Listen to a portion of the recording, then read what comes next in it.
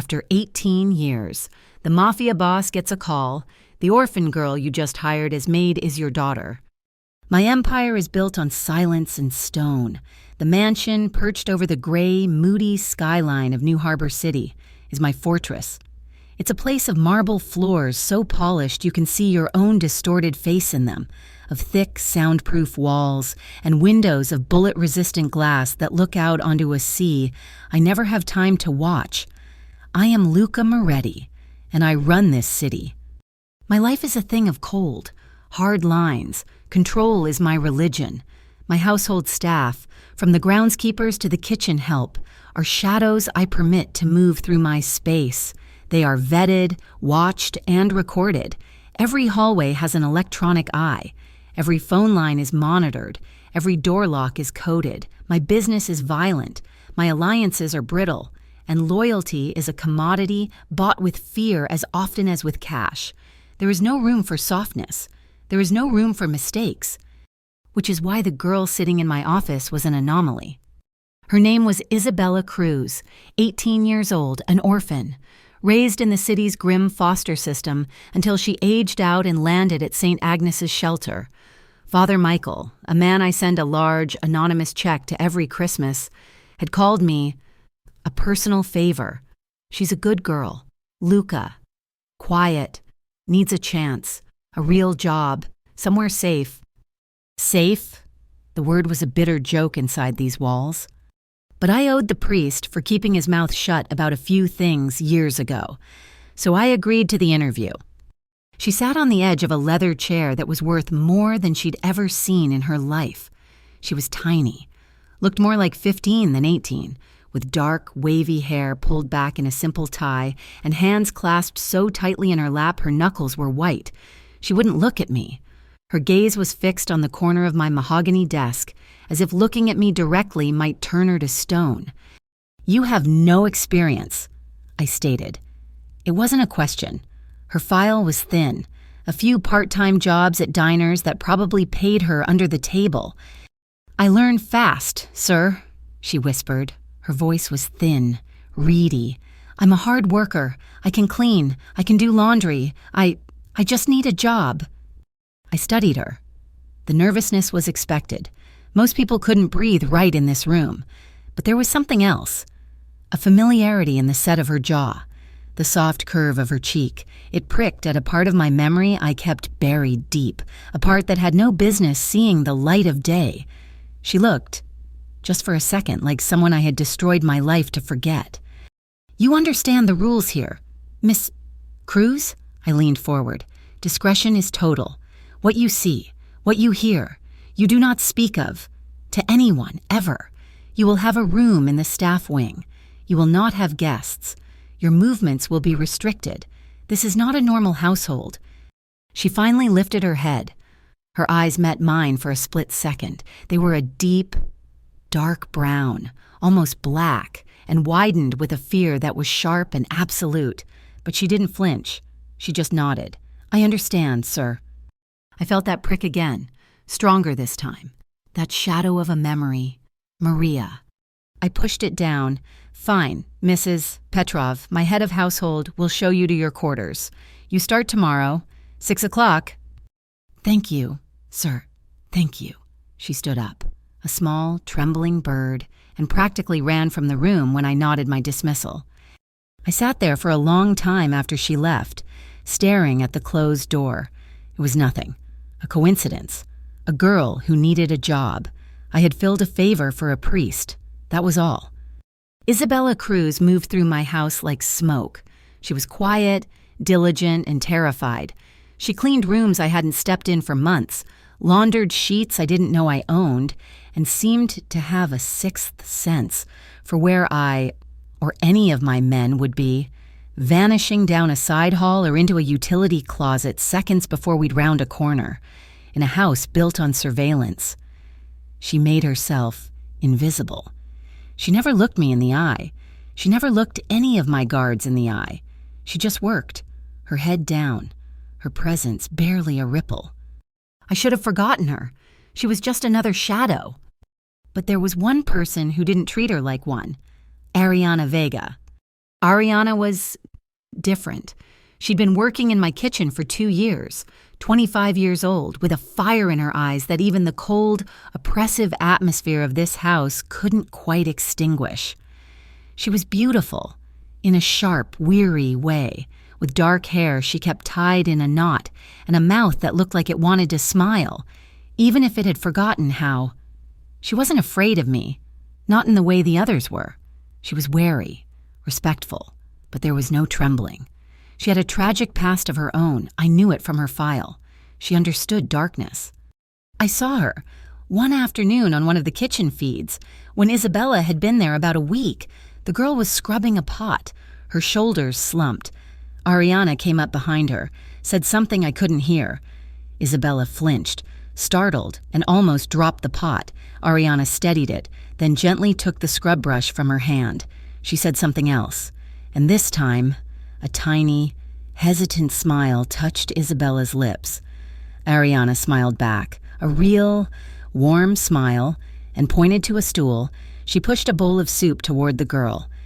From then on, I noticed it, Ariana taking the girl under her wing, protecting her, when one of my more brutish guards, Tony, made a crude comment as the two of them passed. Ariana stopped. She didn't say a word. She just stared at him, a look of such cold contempt on her face that Tony, a man who had broken legs for me, actually looked away and muttered an apology. She was shielding the girl, and for some reason, that settled a deep disquiet in my chest. I found myself doing things I never do. I asked Mrs. Petrov, the new girl, Cruz, is she settling in? Mrs. Petrov, a stern woman who had been with my family for 30 years, raised a silver eyebrow. She's a hard worker, sir. Very quiet. Is she eating? The question was out before I could stop it. The eyebrow went higher.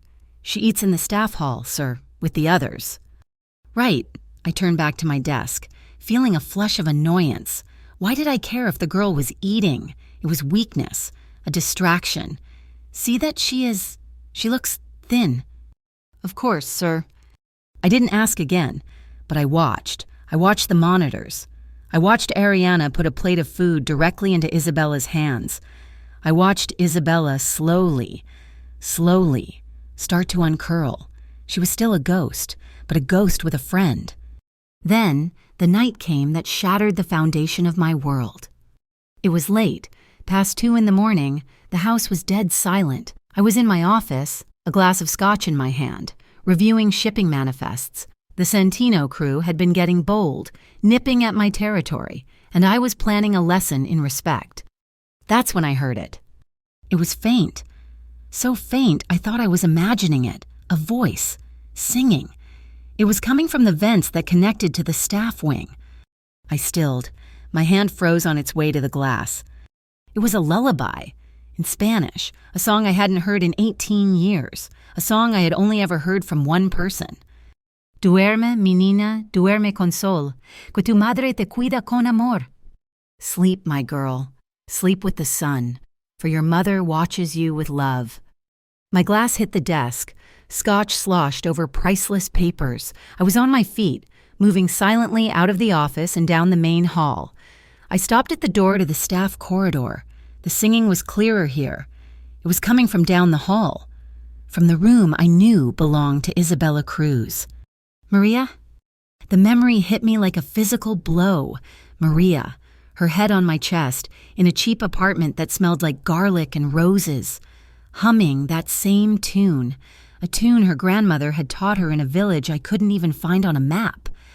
I stood there, a man of stone, frozen in place by a ghost song. I listened until the last note faded, and the only sound was the frantic, painful hammering of my own heart.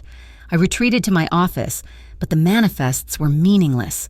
The scotch tasted like ash.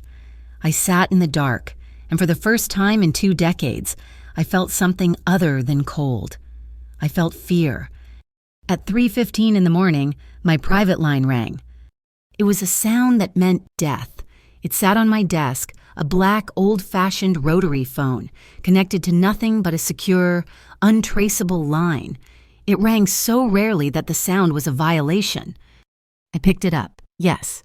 Is this Luca Moretti? The voice was a dry rasp, a woman, struggling for every breath. The background was full of faint beeps and a hushed, sterile silence. A hospital.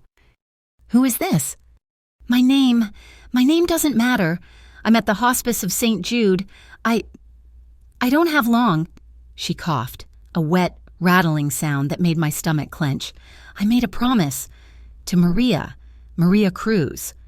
My blood turned to ice. My knuckles were white on the receiver. What about her? She made me promise. If I was ever dying, if she was already gone, I had to tell you. The woman was weeping now, or trying to. It came out as a hitching gasp. She died 5 years ago, an infection, the hospital. Get to the point, I growled, my voice shaking. You hired her, the woman gasped. Maria's friend, the one from the church. She told me. She didn't know, she just knew you hired a girl from St. Agnes. But I knew it was her. Knew who? Isabella? Her name is Isabella? The world stopped. The manifests, the mansion, the Santinos, it all dissolved. There was only the sound of the woman's dying breaths and the name. She's your daughter, Luca. Maria was pregnant when she left. She never told you. She wanted to protect her. But she made me promise. You had to know.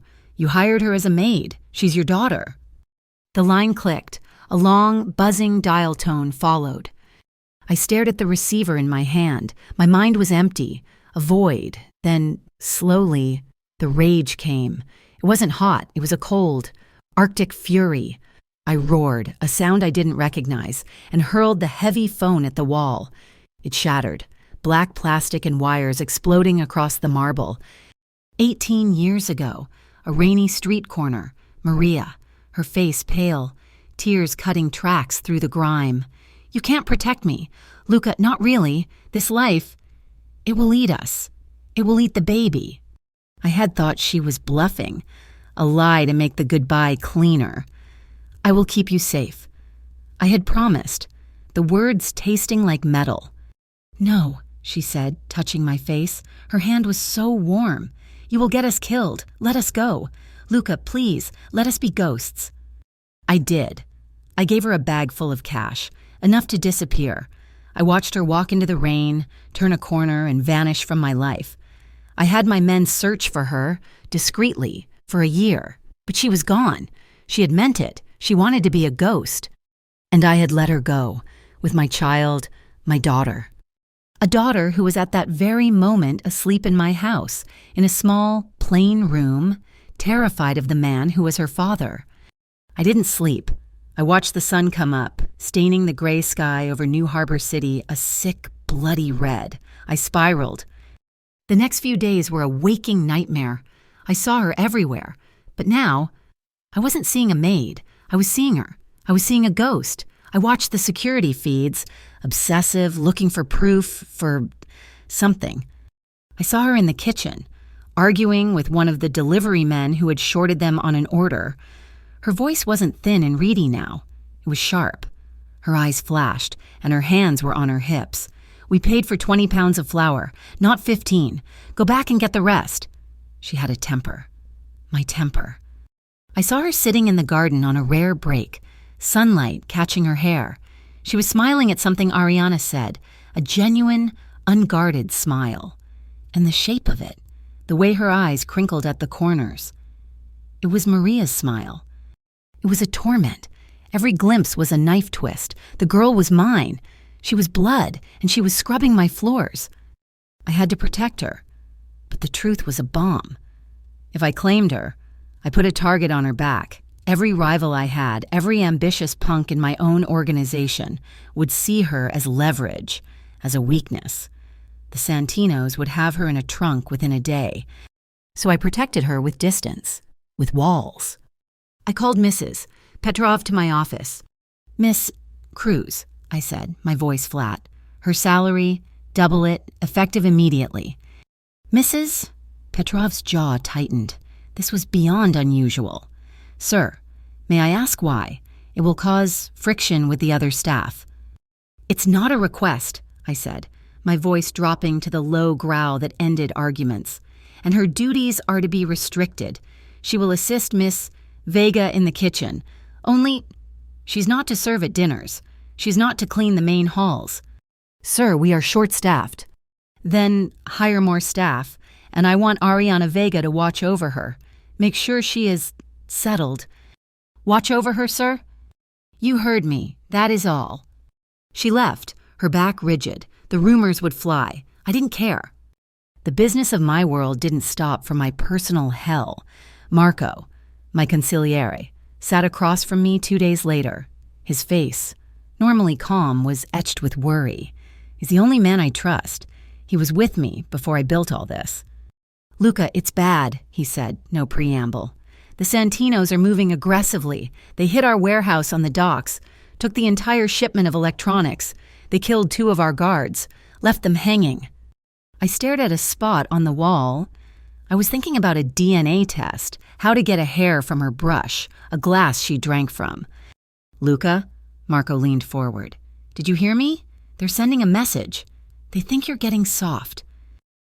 I'm not soft, I snapped. Handle it. Hit them back. Double. We will. But this feels different. They're organized. They knew our shipping schedule. That means a leak. Luca? Someone on the inside? That got my attention. A traitor. That I understood. Find him? I'm already looking, but you need to be seen.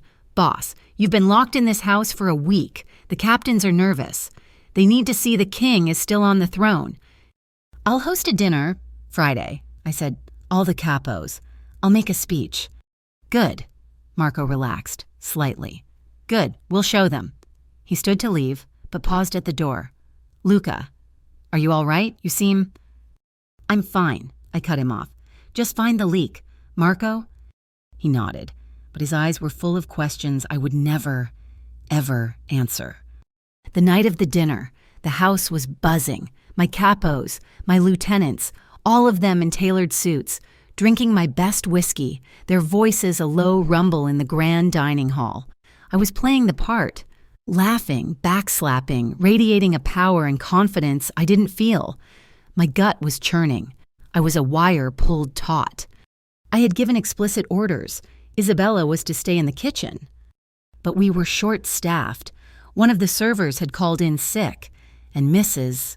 Petrov, in a moment of stressed-out defiance, made a fatal decision. I was mid-conversation with Paolo Santisi, my biggest earner. When the doors from the kitchen swung open, Isabella walked out, carrying a heavy silver tray of glassware. My blood ran cold. She was visibly trembling. Her face was pale, her eyes huge and fixed on the tray. She was trying to be invisible, but every man in that room, predators all, noticed the new terrified girl. She made it to the sideboard. She was setting the glasses down. She was almost there. And then she stumbled, maybe on the rug, maybe on her own feet. She cried out, a small, bird-like sound, the heavy tray pitched forward, crystal glasses, priceless, irreplaceable, tilted toward the floor. I moved. I didn't think. I didn't plan. I just reacted. I crossed the 10 feet between us in 2 strides. I wasn't a boss. I wasn't a killer. I was just a man. I caught her. My left arm wrapped around her waist, pulling her back against my chest. My right hand shot out, grabbing the edge of the silver tray, steadying it. The glasses rattled violently, a terrible chiming sound, but not one of a single one broke. The room went dead silent. You could hear a pin drop. She was pressed against me. She was so small, so warm. She smelled of lemons and kitchen soap. Her entire body was rigid, stiff with a terror so profound I could feel it radiating off her in waves. I'm sorry, sir, she stammered, her voice muffled. Her head tipped back, and she looked up at me. Our eyes locked. Her eyes. Mariah's eyes. Full of pure, unadulterated fear. But under the fear, there was something else. A dazed confusion, a question. The world narrowed to the space between us. I could feel her heart hammering against my ribs, a frantic, trapped bird. I could see the pulse beating in her throat. My hand was splayed across the tray. My arm was a band of steel around her tiny waist. My men were watching. My enemies were watching. Time stopped. It was just her eyes, her scent, the feeling of her small body against mine. Daughter. The words screamed in my skull. I let go. I stepped back so fast I nearly knocked a chair over. I released the tray, letting it thud onto the sideboard. Be careful, I rasped. My voice sounded alien, like gravel and rust. I turned my back on her. On the entire room, I walked to the head of the table, grabbed my glass of whiskey, and downed it in one burn. Now, Paolo, I said, my voice shaking with a rage I couldn't contain, you were saying something about the waterfront. I didn't look back. I couldn't. I could feel her, still frozen by the sideboard. I could feel every eye in the room on my back, and I knew, in that moment, that I had just signed her death warrant. I had just shown them all that the quiet, invisible maid mattered. The silence in the dining hall after I caught her was louder than any gunshot. It was a brittle, sharp silence, full of 1,000 unasked questions. I had shown my hand in front of 20 of my most loyal and most ambitious men. I had reacted, a boss, a man who moves cities on a whim, does not lunge to catch a clumsy maid. He doesn't touch the staff. He doesn't move that fast for anyone who isn't family. And just like that, I had put a target on her back. They all saw it. Paolo, Marco, the others. They saw the way I held her. They saw the terror in her eyes, and they saw the fury in mine. I finished the dinner. I made the speech. I drank the whiskey and smiled until my face ached, but my mind was elsewhere. It was in that moment, the feeling of her small, terrified body against mine, the scent of lemons and soap, the ghost of Maria's smile. The dying woman's words rang in my ears. She's your daughter. I am a man who deals in facts. I build my empire on evidence, on ledgers, on surveillance footage, on the confessions of men I have broken. A phone call from a dying woman was a lead, not a conclusion. I needed proof. The waiting was a new kind of hell. I couldn't just demand a DNA sample. The questions, the rumors, the danger to her, it would all ignite. I had to steal it.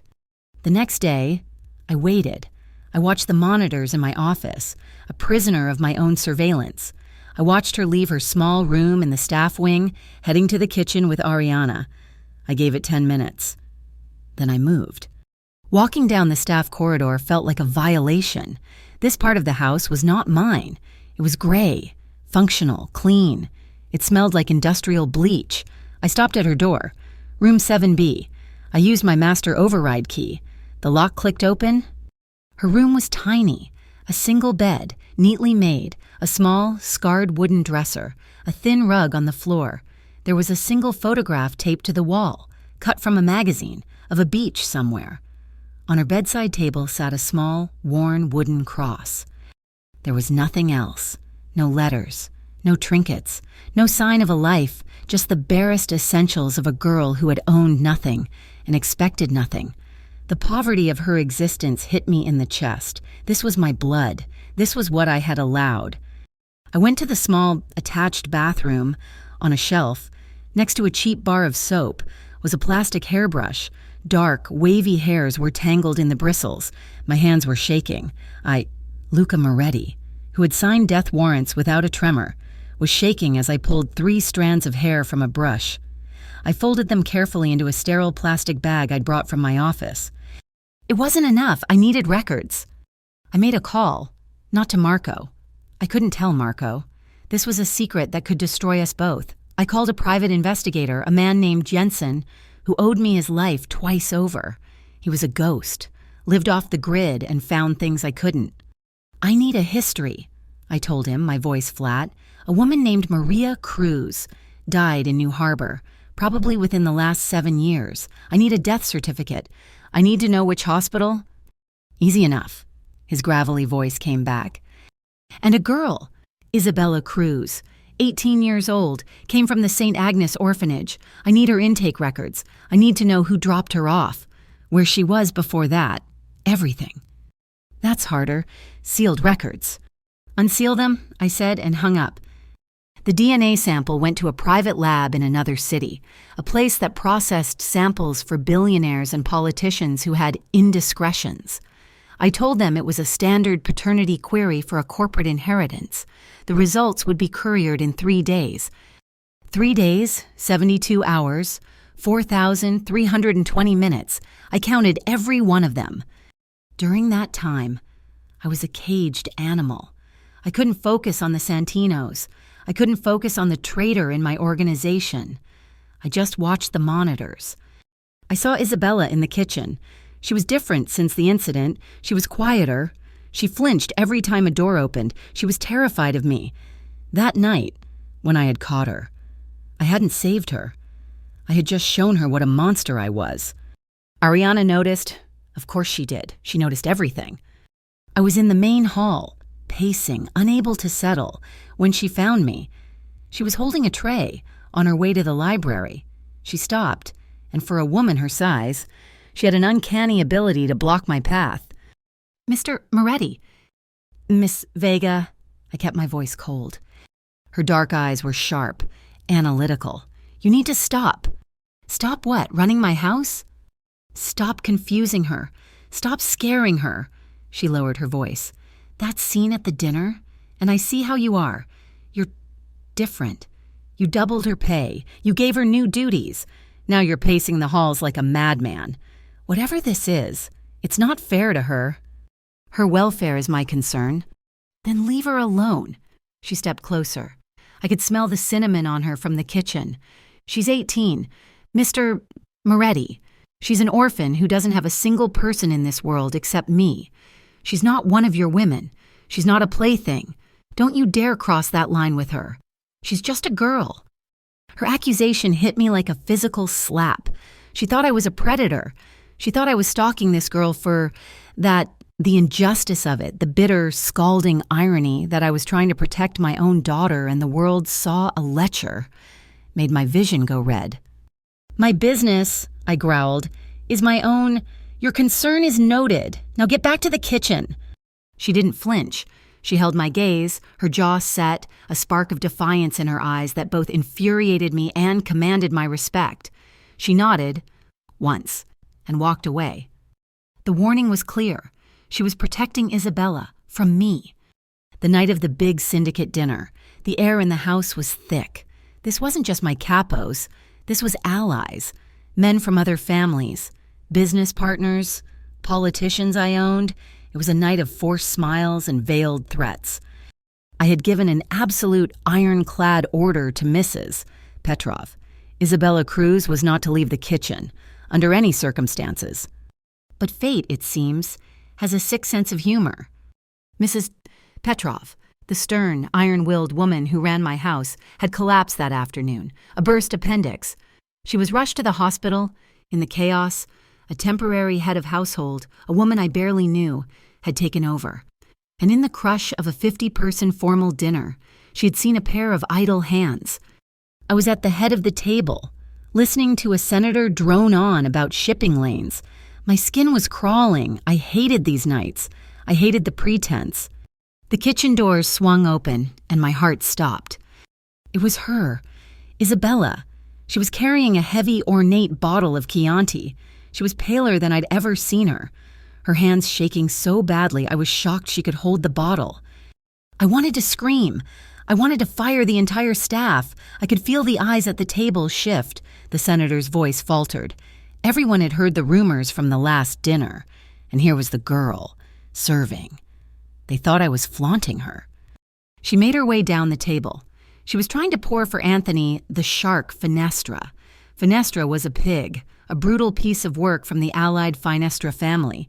He was loud, drunk, and had hands that were always grabbing. "Careful, sweetheart," he slurred, grinning at her. "Don't want to spill on old Tony." She murmured an apology, her hand trembling, and, of course, it happened. A A tremor went through her arm. A splash of dark red wine hit the sleeve of Fenestra's pristine $1,000 white silk shirt. A tiny, choked gasp. I'm so sorry, sir, Fenestra's smile vanished. His face turned purple. "You stupid little bitch," he hissed. And he grabbed her. He didn't just touch her.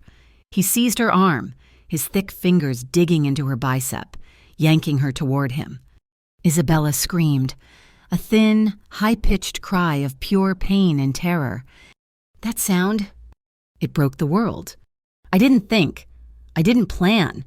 I didn't weigh the political cost of assaulting an ally. I simply reacted. 1 second, I was at the head of the table. The next, I was on Fenestra. I didn't shout. I didn't threaten. I hit him. A closed fist to the side of his head that sent him sprawling out of his chair. But I wasn't done. Before he could even register what happened, I hauled him to his feet by the front of his ruined shirt. He was a big man, but I was fueled by a rage so pure it was white hot. I slammed him backward into the wall. His head hit the solid plaster with a sickening thud. The entire room, 50 of the most dangerous men in the city, went dead silent. Their guards, my guards, all had their hands on their weapons. A single twitch would turn this into a massacre. Isabella was pressed against the far wall, sobbing, clutching her arm. I put my face inches from Fenestra's. He was dazed, blood trickling from his nose. "Touch her again," I whispered, my voice a low, feral growl that barely sounded human. "Touch her again, and you'll never eat with hands." I held him there for a beat, letting the promise sink in. Then I let him go. He slid down the wall, a puppet with his strings cut, choking and sputtering. I turned. I smoothed the front of my jacket. I looked at the stunned, silent faces staring back at me. "My apologies, gentlemen," I said, my voice ice. "Anthony, you know how it is. The help gets clumsy." I walked to Isabella, who flinched as I approached. I kept my voice low. "Go to the kitchen, now!" She ran. Ariana met her at the door, her face a mask of white-hot fury. She grabbed Isabella and pulled her through, slamming the door behind them. I returned to my seat. I picked up my wine glass. "Senator, you were saying, shipping lanes..." The dinner was over. The rumors were no longer rumors. They were fact. The girl was mine, and the whole city now believed I was sleeping with an 18-year-old orphan. They thought she was my weakness. And they were right. I found Ariana on the terrace. The party had broken up fast after that. No one wanted to stay. The air was cold, smelling of the city and the sea. I needed to breathe. She was standing by the marble rail, her arms crossed, staring out at the lights. She didn't turn when I approached. "That was quite a performance," she said, her voice tight. I handled it. She spun on me. Her eyes were blazing. "You handled it? You call that handling it? You almost started a war. Luca." She never called me Luca. It was always Mr. Moretti. He touched her. "And you confirmed every rumor, every disgusting whisper. They all think you're sleeping with her. Do you have any idea what you've done to her? She's a child. She's in the kitchen right now, hysterical, because the entire city now thinks she's the boss's property. They'll be coming for her. The Santinos, everyone, to get to you." "I will protect her." "Like you did tonight, by claiming her in front of them. God, you're hiding something. This isn't just you." She stepped right up to me, jabbing a finger into my chest. "The money, the way you look at her when you think no one is watching. It's sick. What is wrong with you?" Sick. The word again. From her. She thought I was a monster. She thought I was the very thing I was trying to save Isabella from. The injustice of it, the shame, the rage, the fear, it all boiled over. "You have no idea," I whispered, my voice raw. "You don't know anything?" "Then tell me," she cried. Her face was inches from mine. She was furious and beautiful, and the only person in this entire godforsaken world who was real. "Tell me why you're destroying that girl's life." I couldn't say the words, so I did the only thing I could. I kissed her. I didn't ask. I didn't wait. I tangled my hand in her hair, pulled her head back, and crushed my mouth down on hers. It wasn't a kiss of affection. It was a kiss of rage, of desperation, of shutting her up and shutting the world out. It was a collision. I backed her against the cold, hard marble rail, pinning her there with my body, my mouth devouring hers. For a second, she was frozen, shocked. Then she kissed me back. Her hands came up, grabbing my suit jacket, holding on as if she were falling. It was all fire and conflict, a desperate, angry kiss that tasted of salt and cinnamon. Then, just as quickly, I pulled away. We were both breathless, staring at each other in the dim light. Her lips were red, her eyes wide and shocked. Crack! The sound of her hand hitting my cheek echoed across the terrace. It was a hard, stinging slap. But she didn't pull her hand away. It lingered on my face, her fingers trembling. Her eyes weren't angry anymore. They were confused and scared, and something else I couldn't name. She stared at me for a long second, her hand still on my stinging cheek. Then she turned and she ran. I stayed on the terrace until the cold seeped into my bones. My cheek throbbed. My mind was a storm. When I finally went back inside, my private phone was buzzing on the desk, a text from a secure number. Package at the south gate, service entrance. The results. I walked to the service entrance, a place I hadn't been in years. A simple manila envelope was tucked behind a potted plant. I took it to my office. I locked the door. My hands, which had been so steady when I slammed Fenestra against the wall, were trembling again. I opened it. There were 2 reports. The first was from Jensen, the PI. Maria Cruz, deceased, age 26, died 5 years ago, New Harbor Charity Hospital, cause of death, sepsis, secondary to pneumonia, no next of kin listed. Isabella Cruz, admitted to St. Agnes Orphanage, age 13, following the death of her mother. Maria Cruz, no father listed on any documents, released from state care upon her 18th birthday. My breath hitched. 5 years. She had died alone. She had kept my daughter safe for 13 years, and then she had died, alone in a charity ward. I picked up the second report. The lab. It was a single sheet of paper filled with genetic markers and legal jargon, but I only saw the words at the bottom. Subject A, Luca Moretti. Subject B, Jane Doe, sample 2B. Probability of paternity, 99.999%. The paper slipped from my fingers. It was true. It wasn't a suspicion. It wasn't a dying woman's guess.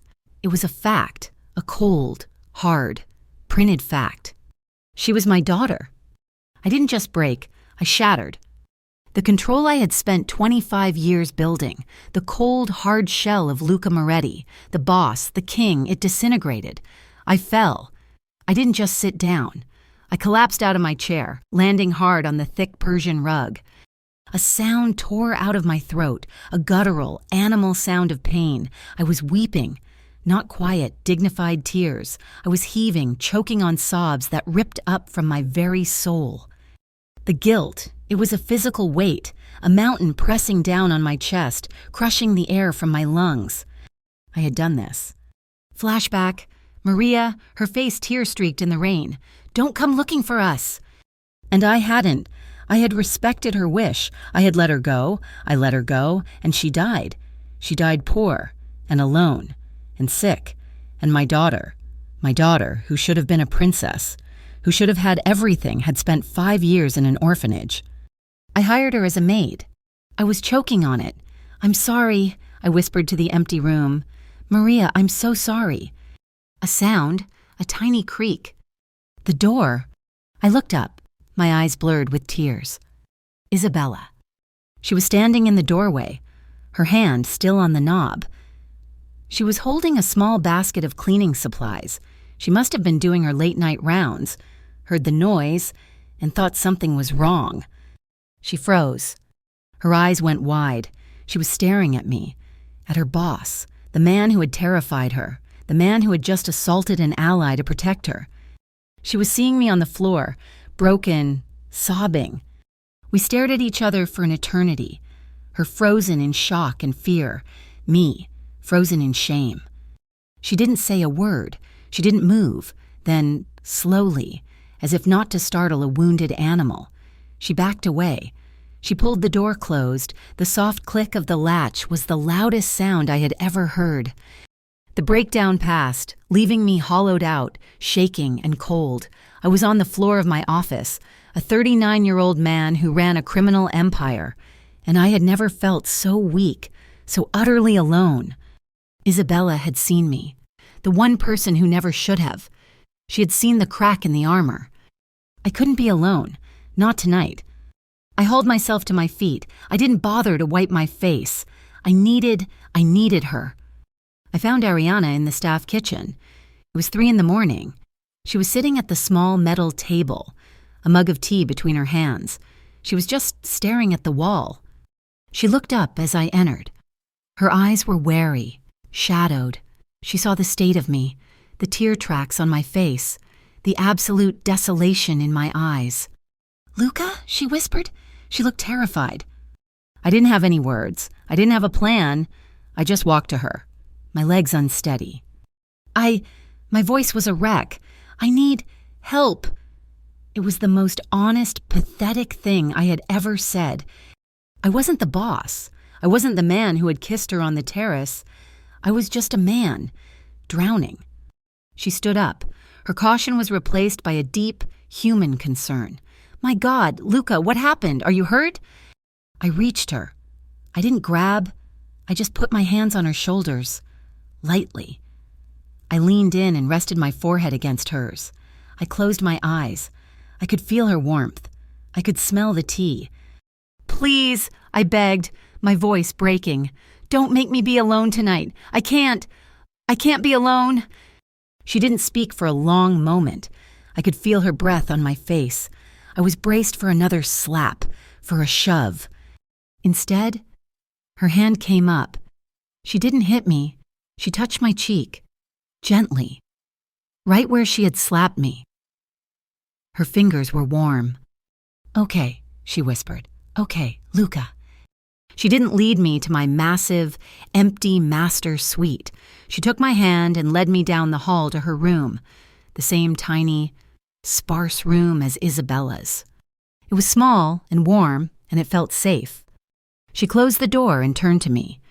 We just stood there, in the dim light of her small lamp. This wasn't about the terrace. This wasn't anger.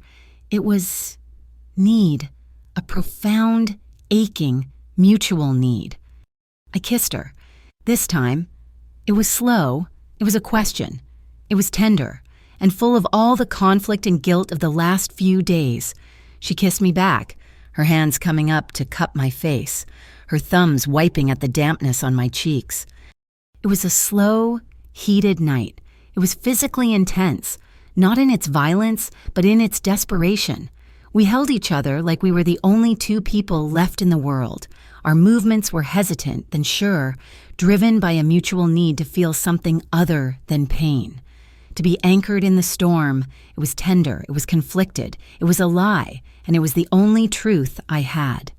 I held her in the dark, her body pressed against mine, her head on my chest. And for the first time in 18 years, the ghosts in my room were quiet.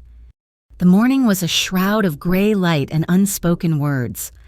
I had woken up in her small, narrow bed, my arms slung over her waist, her back pressed against my chest. The warmth of her, the reality of her, was the only thing holding me together, but with the light came the cold, hard facts, the guilt, the shame, and the all-consuming, terrifying knowledge of the DNA report. She stirred, sensing I was awake, her body tensed. "Luca?" she whispered, not turning. I pulled my arm back, and the cold air of the room rushed in between us. "I should go," I said, my voice a gravelly ruin. She sat up, pulling the thin sheet around her. She didn't look at me. She just stared at the scarred wall of her tiny room. "Last night," she began, then stopped. What was there to say? That I had come to her, broken? That she had offered comfort to a man she had every reason to hate? "Last night was a mistake," I said, the lie tasting like acid. It wasn't a mistake. It was a necessity. It was the only thing that had kept me from tearing the house apart. Her head snapped around, her dark eyes, shadowed with lack of sleep, flashed with a familiar fire. A mistake? Is that what it was? You fall apart. You come to my room. You beg me to stay. And it's a mistake. Ariana. I stood, pulling on my pants, feeling exposed and raw. You don't understand. No, I don't. She stood too, clutching the sheet. I saw you on the terrace. A monster. I saw you in your office. A broken child. And last night. I don't know what I saw, but I know you're hiding something. Something about her. Isabella. This is all about her, isn't it? I finished buttoning my shirt, the cold armor sliding back into place. What you saw in my office, I said, my voice dropping to ice. You will forget. You will not speak of it to anyone, ever. Do you understand me? Her face hardened. And if I don't? I walked to her, stopping inches away. I didn't touch her. I just looked down at her, letting her see the boss, not the man. Then you will no longer be my concern, and neither will she. It was a cold, brutal threat. I saw the flash of pain in her eyes, the flicker of betrayal. She thought I was threatening Isabella. In reality, I was just stating a fact. If I couldn't trust Ariana, she was a liability, and liabilities get cut loose. She held my gaze for a long, toxic second. You're a bastard, Luca Moretti. I am what I have to be, I said. Forget last night. I left her there, standing in the gray light, clutching a cheap sheet, and went to start a war. My first act was to chain my daughter. I called my head of security, a man named Sal, and my consigliere, Marco, to my office. They saw the look on my face and didn't even sit. Effective immediately, I said, my voice flat. Isabella Cruz is under full protection. She's no longer on the household staff. She is a ward of the house. She's not to leave this property, ever. If she must, for any reason, she will have a 2-man escort, armed. Marco's eyebrows shot up. Luca, a ward? What does this mean? The rumors after the Finestra dinner. This is going to look... I don't give a damn what it looks like, I roared, slamming my flat palm on the desk. The sound cracked through the room. She is not to serve. She is not to clean. She is to be kept in the staff wing, and Ariana Vega will be her sole companion. Is that understood? Sal, a practical man, just nodded. 2 men, got it. But boss, she goes to the market on Thursdays for Miss Vega, spices, vegetables. Man and 2 men go with her. They follow her to every stall. They wait outside the door when she uses the restroom. They are to be her shadow. No one gets within 5 feet of her. No one. It's a prison, Luca, Marco said quietly, after Sal had left. You're making her a prisoner. Nay? I'm keeping her alive, I snapped. The Santinos are hitting us. We have a leak, and Finestra. He's not going to forget that humiliation. They all think she's my mistress. They think she's my weakness. I'm just proving them right. And is she? Marco asked, his eyes searching mine. Your weakness? I looked away, at the gray city beyond the glass. Find the leak. Marco, just find the goddamn leak. The house changed. The whispers, which had been bad, became a roar. The staff avoided Isabella, looking at her with a mixture of fear, resentment, and pity. She was the boss's girl, the one who had gotten a man killed and a high-ranking ally slapped down. For Isabella, it was a nightmare. She had gone from being an invisible maid to being the most visible prisoner in the mansion. I saw her on the monitors, trying to go to the kitchen, and 2 of my men, Dante and Leo, rising to their feet. Ma'am, Dante said, blocking her path. I'm going to help Ariana, she said, her voice small. We'll walk you, he said. She went to the market. Dante and Leo, both built like refrigerators, followed her, their hands inside their suit jackets. The market vendors stared. The other shoppers gave her a wide berth. She came back, her face pale and humiliated, and went straight to her room. She found Ariana in the laundry room, folding sheets, one of the few places they could be alone. "You have to tell me," Isabella demanded, her voice shaking with a new anger. "Why is he doing this? Why are there men following me? They followed me into the store. They watched me buy cheese. It's horrible." I watched on the monitor. Ariana stopped folding. Her back was to the camera. "He's just trying to protect you. Izzy." "Protect me from what? From who? From that man at the dinner, the one he hit? Why does he even care?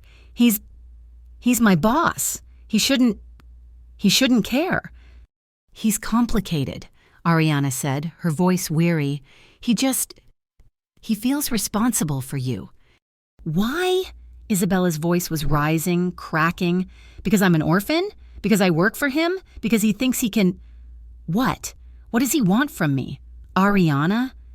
Ariana turned. Her face was a mask of conflict. I could see the war in her. She knew I was in pain. She had held me, but she was looking at this terrified girl, who she had promised to protect. "He doesn't want anything from you.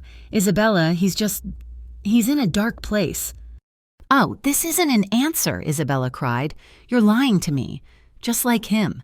You're on his side now." "That's not true." "Isn't it? I saw you.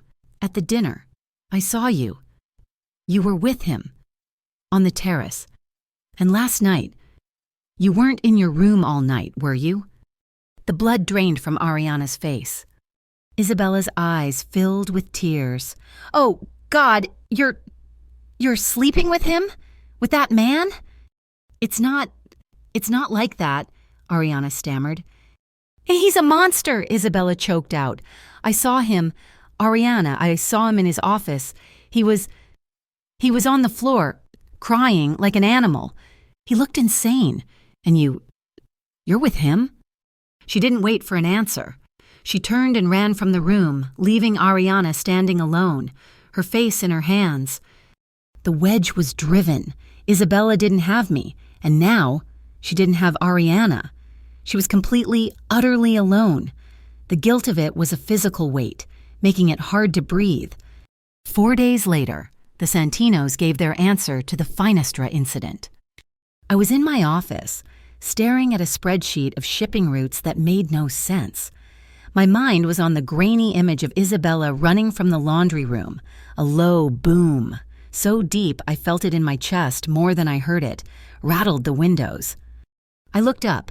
A plume of thick black smoke was rising from the industrial district, from the docks, from my docks. My private line rang. It was Marco. "Warehouse 4, he said. No preamble. "A car bomb. Went off right at the shift change. The whole loading bay is gone."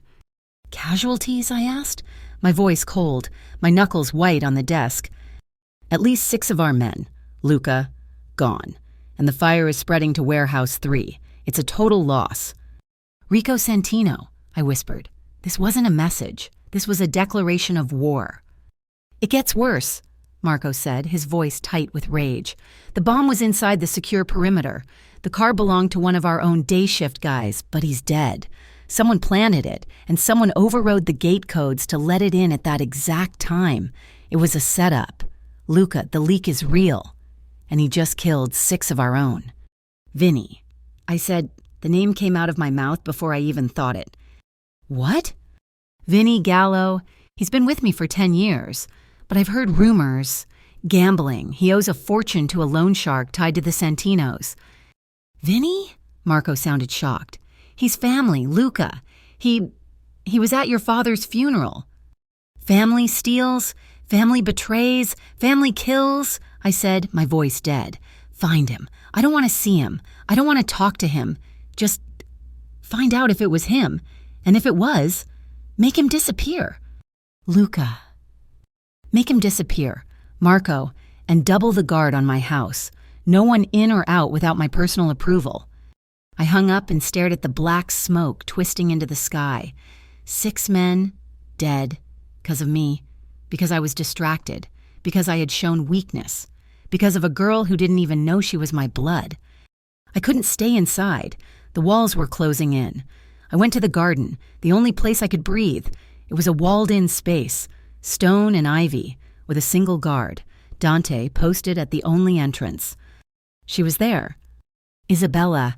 She was sitting on a stone bench, her knees drawn to her chest, staring at a patch of dead roses. She didn't look up when I approached. I was surprised she hadn't run. I sat on the other end of the bench. We sat in silence for a long time, the only sound the distant wail of sirens from the docks. "They hate me," she said, her voice barely a whisper. "The other staff." I didn't answer. It was true. "They think I'm your woman. They think I'm sleeping with you. That's why you're protecting me. That's why you hit that man." My hands clenched. "It doesn't matter what they think." She finally looked at me. Her eyes were red-rimmed, but they weren't full of fear. They were full of a deep, profound sadness. "Ariana hates me, too. She's sleeping with you, isn't she?" The directness of the question, the raw pain in it, knocked the air out of me. "Our arrangement is none of your concern, Isabella." So it's true. A single tear rolled down her cheek. "She's the only person I've ever had, and you took her." I stopped. What could I say? I'm her father, I'm not her lover, and I only slept with her friend because I'm a broken wreck of a man? The words were insane. "I never knew my parents," she whispered, turning back to the roses. "My mother. She died when I was 13. She was sick for a long time. We were very poor. After she died, I went to St. Agnes. I was there for 5 years. 5 years of nothing. Of being invisible. No one ever saw me." She wiped her face with the sleeve of her thin sweater. "And then I came here, and I was so scared of you, of the guards, this big, cold house. But then, Ariana was nice to me. The food was good. I had my own room. It was the first time in my life I wasn't hungry. The first time I felt..." She paused. "Safe," she finished, her voice breaking. "How stupid is that? I felt safe, in a house full of killers, in the home of the scariest man I've ever met." Every word was a nail in my coffin. She'd found stability, safety, in my house. The house of the man who was the cause of all her pain, the man whose fault it was that her mother died poor and alone.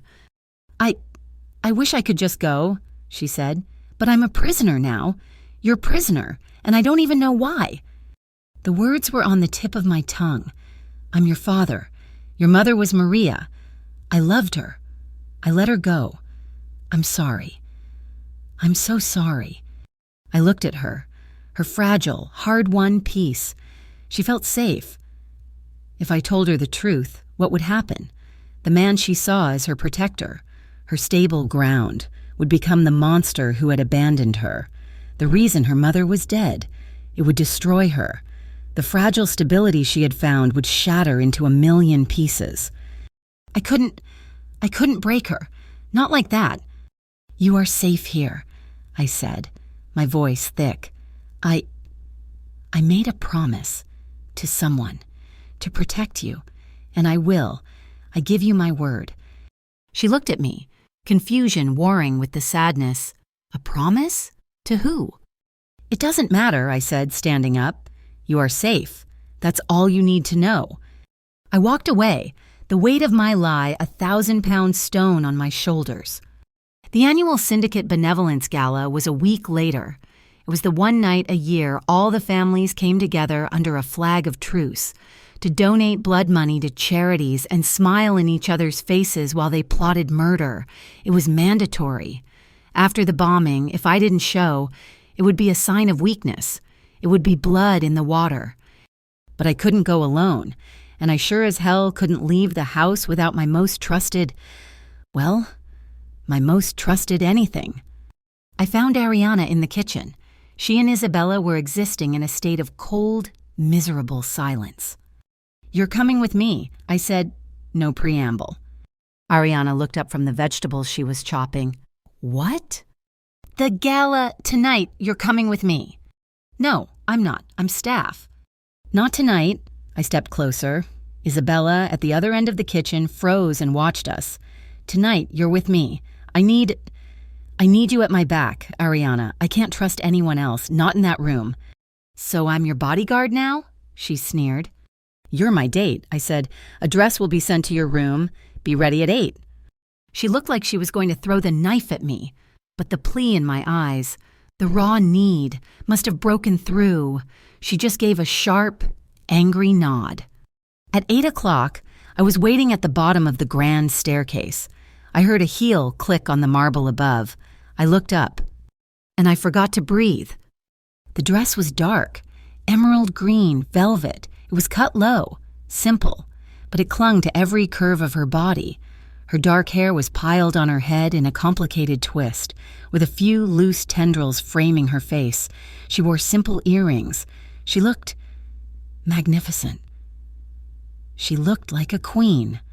She walked down the stairs, her chin high, her eyes holding mine. She was angry. She was beautiful. She was mine, for tonight. "You look—" I started, my voice hoarse. "You look beautiful, Ariana." "Just get through tonight, Luca," she said, her voice flat, as she reached the bottom step. I offered her my arm. She took it, her fingers gripping my bicep, her touch a small, hot brand. The ride in the limo was silent, but it was so loud my ears were ringing. The chemistry, the memory of that night in her room, the tension of the last week, it was all in the car with us. It was a thick, sizzling, toxic fog. I could smell her perfume, something dark and floral. I could feel the warmth of her leg pressed against mine. "Rico Santino will be there," I said, just to break the silence. "The man who bombed your warehouse." "Yes, he will smile. He will shake my hand. I will smile. I will shake his."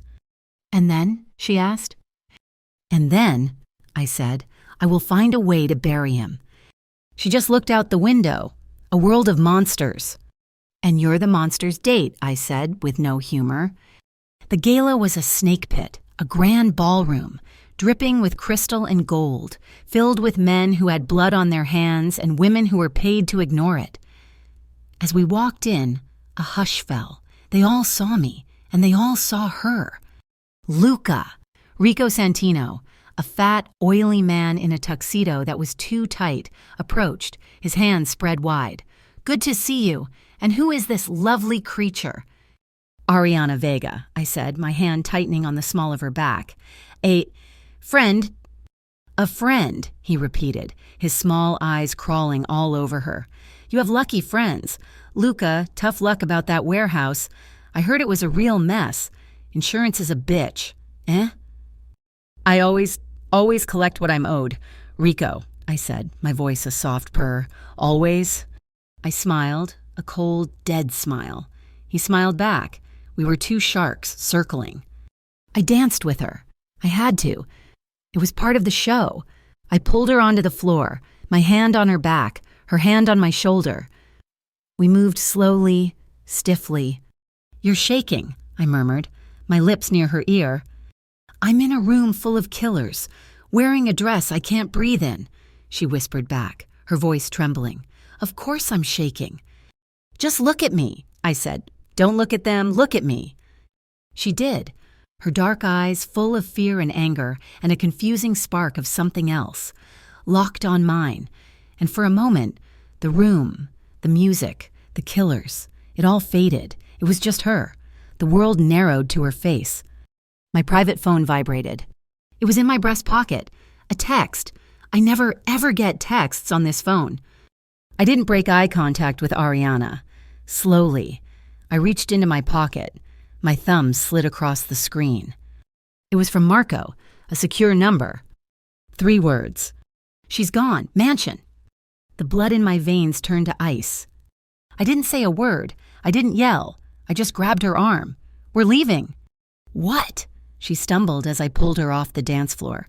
"Luca, what's wrong? You're hurting me." "Now?" I pushed through the crowd. People were calling my name. Rico was shouting something. I ignored them. My guard, Sal and Dante's brother, saw the look on my face and fell in, clearing a path. We were out the door, into the cold night air. "The car!" I roared. "We piled in the mansion fast, fast!" The limo's tires screamed as it tore away from the curb. "Luca, for God's sake, what is happening?" Ariana cried, her voice high with panic.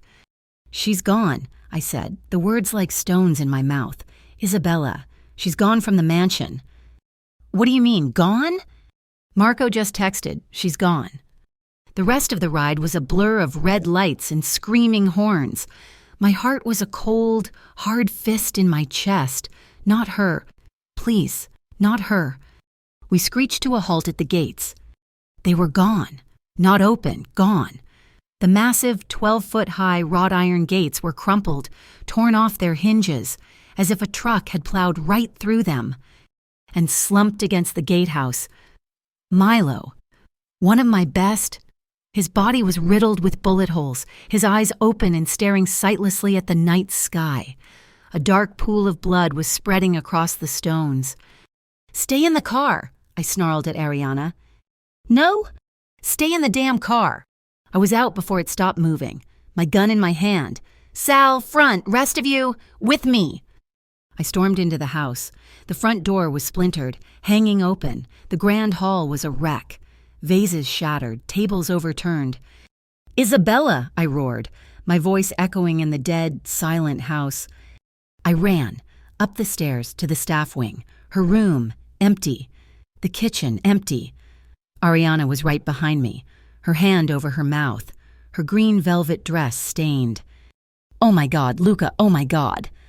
I ran to my office.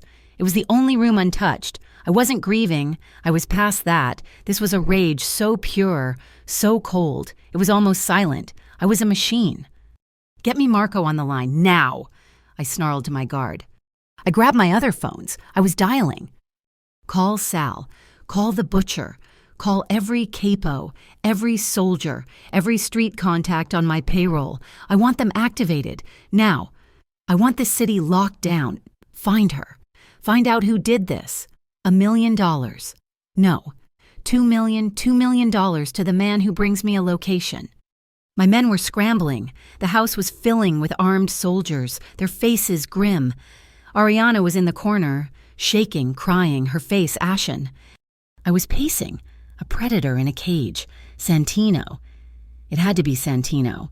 He smiled in my face. He smiled in my face, and his men were here, killing my men, taking my private phone buzzed. It was on the desk, a new message, an unknown number. I stared at it. My hand was shaking. I grabbed the phone. I opened the message. It was a video file. My thumb, slick with sweat, pressed play. The image was grainy, dark, a warehouse, maybe. I could hear dripping water. And then I saw her. Isabella. She was tied to a metal chair. Her face was bruised, a dark purple swelling on her cheek. A trickle of blood ran from a cut on her lip. She was terrified, her body shaking, silent tears streaming down her face. Then a voice, off-screen, distorted by a cheap modulator, but the arrogance was clear. "Took something of ours, Luca, bombed our warehouse, killed our men. Thought you were a king, so we took something of yours to teach you a lesson." The camera zoomed in on Isabella's terrified, bruised face. "If she matters to you, you know what we want. We'll be in touch." The screen went black. I stared at the black reflective glass, at my own reflection. The phone in my hand didn't just break, it exploded. I crushed it. The plastic and glass bit into my palm, but I didn't feel the pain. I didn't feel anything but the fire. I turned, slowly. Ariana was staring at me, her eyes wide with terror. She wasn't looking at me. She was looking at the monster that was wearing my skin. "Sal," I said, my voice a terrifying, quiet rasp. "Boss? Get the van. We're going hunting. And bring the tools. All of them." There was no thought. There was only fire. The video of her bruised face, the distorted voice of Rico Santino. It was a declaration of war, and he had just aimed it at the only thing in the world that mattered. "Sal," I said, my voice a terrifying calm, "the van, the tools, now." Ariana was staring at me, her hand over her mouth, her eyes wide with a new kind of terror. She had seen me as a boss, as a broken man, and as a lover.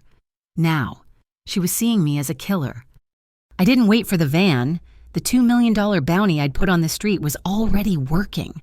My phone, my real, working phone, rang. It was a street-level dealer who owed me. "Boss," he stammered, "I heard you was lookin'." The word is a Santino crew. Smiles Gino. He was bragging at the Onyx Club about an hour ago. Said they snatched the king's princess. He's in the back room, counting receipts. "Hold him," I said. "Don't let him leave." "Boss, I can't." I hung up. Sal was at my elbow. "Onyx Club, back entrance. We're not knocking." The ride was a blur of red lights. I was in the back of the black, windowless van. The tools in a heavy canvas bag at my feet. I wasn't pacing. I was perfectly, utterly still. It was the stillness of a predator that is locked onto its prey. The rage was gone, replaced by something colder, quieter, and infinitely more lethal. We didn't go in the front. The Onyx Club was neutral territory, all neon and grinding music. We went in the back, through the kitchen, a wave of black suits and grim faces. The cook saw us and melted into the walls. Sal kicked open the door to the manager's office. "Smiles," Gino looked up. He was a weasel of a man, with a gold tooth and slick hair. He was, as promised, counting stacks of cash. When he saw me, his blood ran cold. He fumbled, knocking the cash to the floor. "Boss," he stammered, his hands shooting up. "Mr. Moretti, I didn't know you was coming." "Where is she?" I asked. My voice was soft. It was always softer before I ended someone. Who?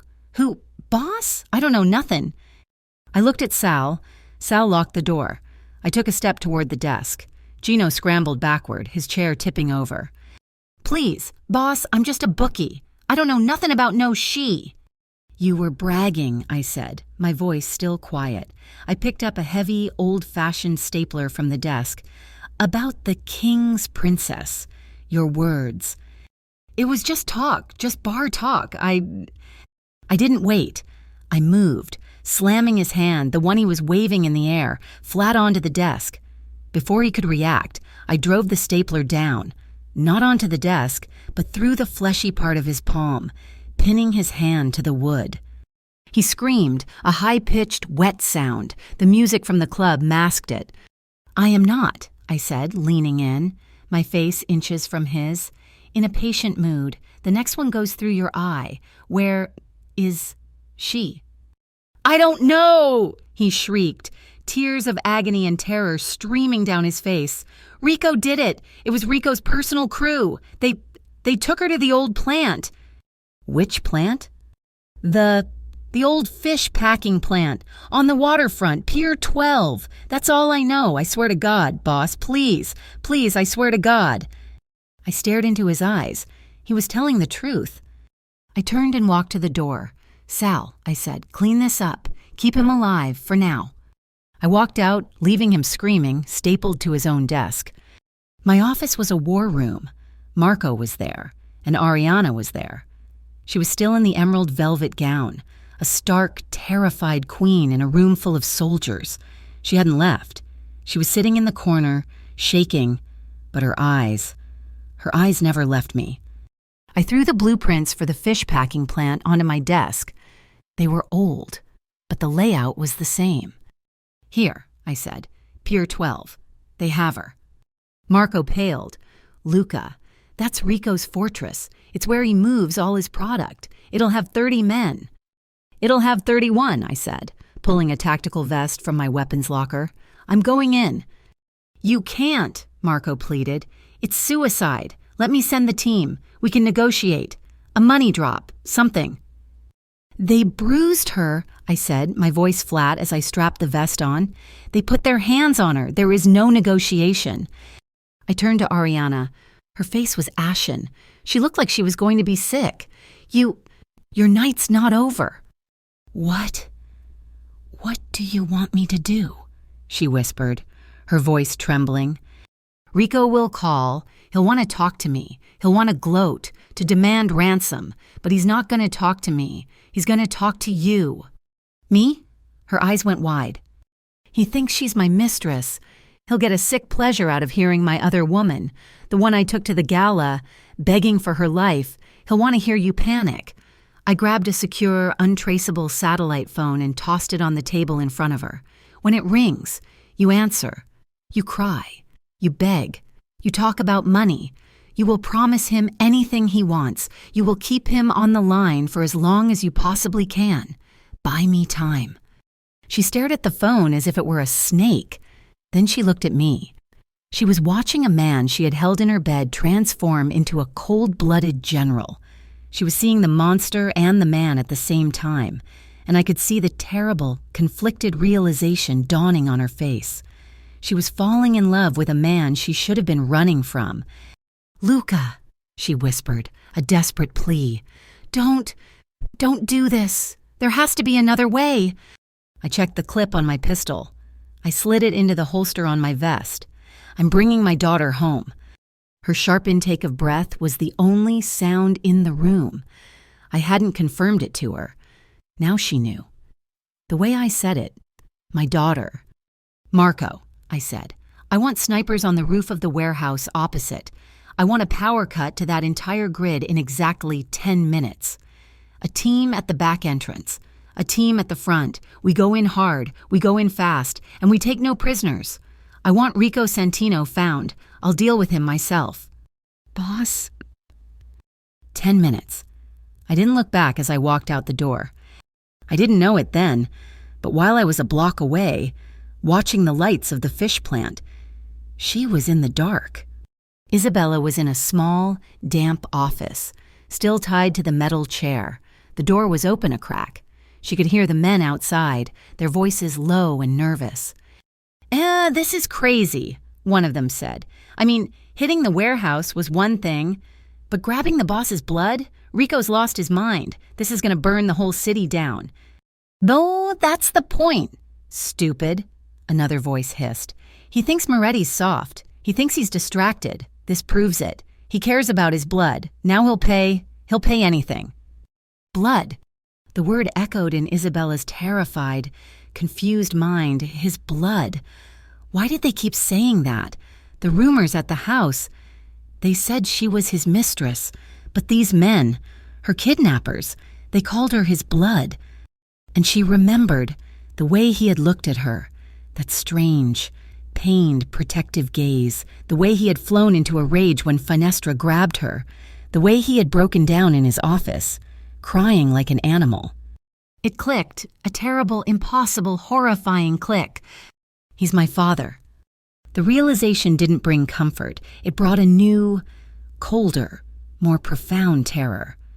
The streetlights on Pier 12 flickered and died. The entire block was plunged into absolute darkness. "Go," I said into my radio. The night exploded. My snipers, using night vision, took out the 2 sentries on the roof. The sound was a pair of soft, wet coughs. Sal and I, with 10 of my best, breached a side entrance. The lock splintered. We were in a dark hallway that stank of old fish. 2 guards, blinded by the sudden darkness, fumbled with flashlights. "Who's there?" My team's suppressed weapons answered. A series of thwips. The men crumpled, 4 down. "Second floor," I snarled. "He'll have her in an office." We took the metal stairs, our boots clanging. A man leaned over the railing from the floor above, firing a shotgun blast blindly into the dark. The pellets sparked off the metal rail. I didn't wait. I raised my pistol and fired twice. A body thudded onto the landing above. 5. At the end of the hall, a heavy, reinforced door. The office. "Boss, they're in!" A guard stepped out of an adjoining room, raising his weapon. I put 2 in his chest before he could get a shot off. 6. "Sal, the door! Breach it!" I kicked it. It was solid steel. "Move!" Sal planted a small charge on the lock. "Fire in the hole!" We ducked. The explosion was deafening in the narrow hall. The door blew inward. I was the first one through. The room was empty. No, not empty. A chair, tipped over, a rope cut on the floor. "No!" I roared. A cold, black panic seized my heart. "Where is she? Where is she?" "Boss!" Sal yelled from the hallway. "Look, drag marks toward the processing floor." We ran down another set of stairs into the massive, cavernous main floor. It was cold, colder than outside. And I heard it, a faint thump. Thump. Thump. It was coming from a massive walk-in freezer at the far end of the room. "They put her in the freezer," Sal breathed, his voice horrified. I was already moving. "Isabella!" The thumping got more frantic. She was kicking the door. I reached the handle. It was a heavy, industrial latch, padlocked. "Get this open, now!" Sal and another man, Leo, hit it with bolt cutters. The heavy-duty lock wouldn't break. "Stand back!" I raised my pistol and fired 3 rounds into the mechanism. The metal screamed. I kicked the handle. It broke. I tore the heavy insulated door open. A cloud of icy fog rolled out, and she was there. She was curled in a ball on the metal floor, in the dark. They hadn't just thrown her in. They had left her to die. Her face was pale, her lips a sickening shade of blue. She was covered in a fine layer of frost. "Izzy," I whispered. The name was a prayer. I tore off my tactical vest, my suit jacket. I threw the jacket around her small, shaking body. I scooped her up. She was impossibly light. She was barely conscious. Her eyes fluttered. "Cold," she moaned, her voice a tiny, frozen breath. So cold. "I got you," I choked out, my voice breaking. "I got you. It's over. I'm here." I held her against my chest, her face tucked into my neck. I could feel her, a small, shivering bird, my daughter, my blood. I walked out of the freezer. My men were still clearing the building, gunfire echoing from the floors below. I didn't care. I didn't run. I walked, shielding her body with my own, out the front door, into the flashing red and blue lights of the backup cars that were now arriving. I had walked into that building a killer. I was walking out a father. The hospital was a blur, a private wing, one I owned. A team of doctors was waiting. They rushed her from my arms, onto a gurney. "Severe hypothermia," one of them was saying. "Shock. Get that IV in. Warm fluids. Now." They disappeared behind a set of double doors. I was left in the hallway, alone. I was covered in sweat, grime, and her, the smell of the freezer. I was still in my shirt sleeves. My hands were shaking. Ariana came running down the hall. Marco must have driven her. She had changed. She was in jeans and a sweater, her face pale and streaked with mascara. She stopped when she saw me. She saw the blood on my shirt, the wildness in my eyes. "Is she—" "They're working on her," I said. My voice was hollow. She didn't come near me. She sat in a chair at the far end of the hall. We waited. The silence was thick, toxic, filled with the violence of the night. After an eternity, a doctor came out. I was on my feet before he could speak. "Mr. Moretti, she's going to be all right." I sagged against the wall, the relief so profound it buckled my knees. "She's a very lucky young woman," the doctor continued, his face grim. "The hypothermia was severe, but we've stabilized her. The frostbite is superficial, on her extremities, no permanent damage. We're warming her slowly." He paused, his eyes hardening. "But she has 2 fractured ribs and severe bruising on her face and torso. Someone beat her. Mr. Moretti, repeatedly." "Rico?" The cold, black rage returned. I would find him. I would tear him apart with my bare hands.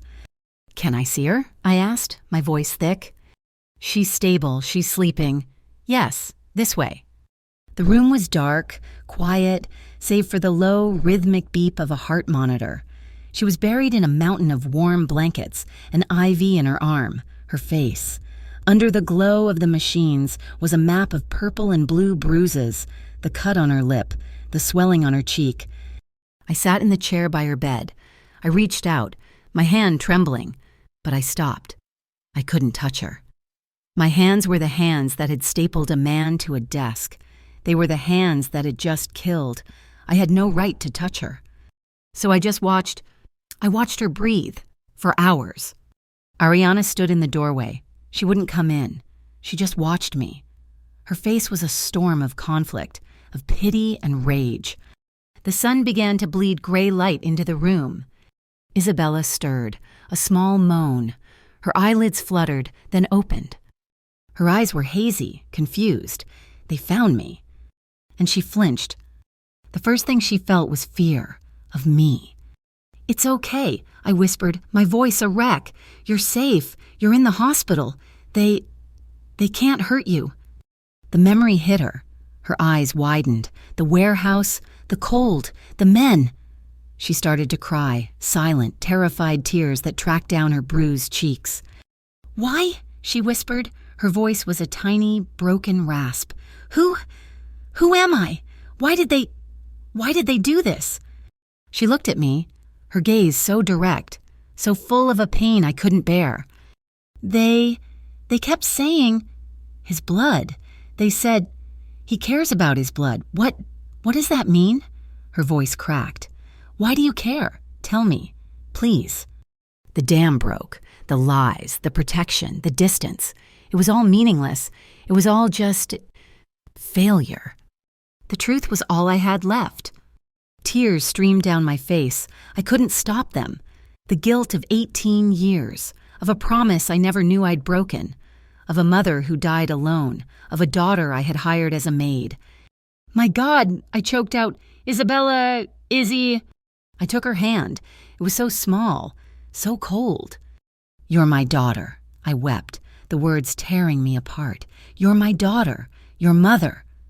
Your mother was Maria Cruz. Her face went blank, a terrible, stark blankness. "I didn't know." I rushed, the confession pouring out. "I swear to God, I didn't know. She never told me. I let her go, and I didn't know. I hired you, and I didn't know. I didn't know you were my blood." She stared at me. Her mind was trying to catch up, to process the impossible. Then her face crumpled. It wasn't relief. It was horror. A wail tore out of her, a sound of such profound, primal loss it shattered my soul. "No, you're lying. It's not you."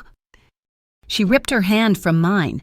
She was breaking down completely, turning her face into the pillow, her small body convulsing with sobs. I don't know who I am. I don't know who I am." She was lost. I had found her, only to destroy her. Ariana rushed past me. She was crying, too. She shot me a look of such pure, undiluted hatred it seared me. She sat on the bed. She pulled Isabella into her arms, holding her, rocking her. Izzy, it's okay," Ariana murmured, her own voice thick with tears.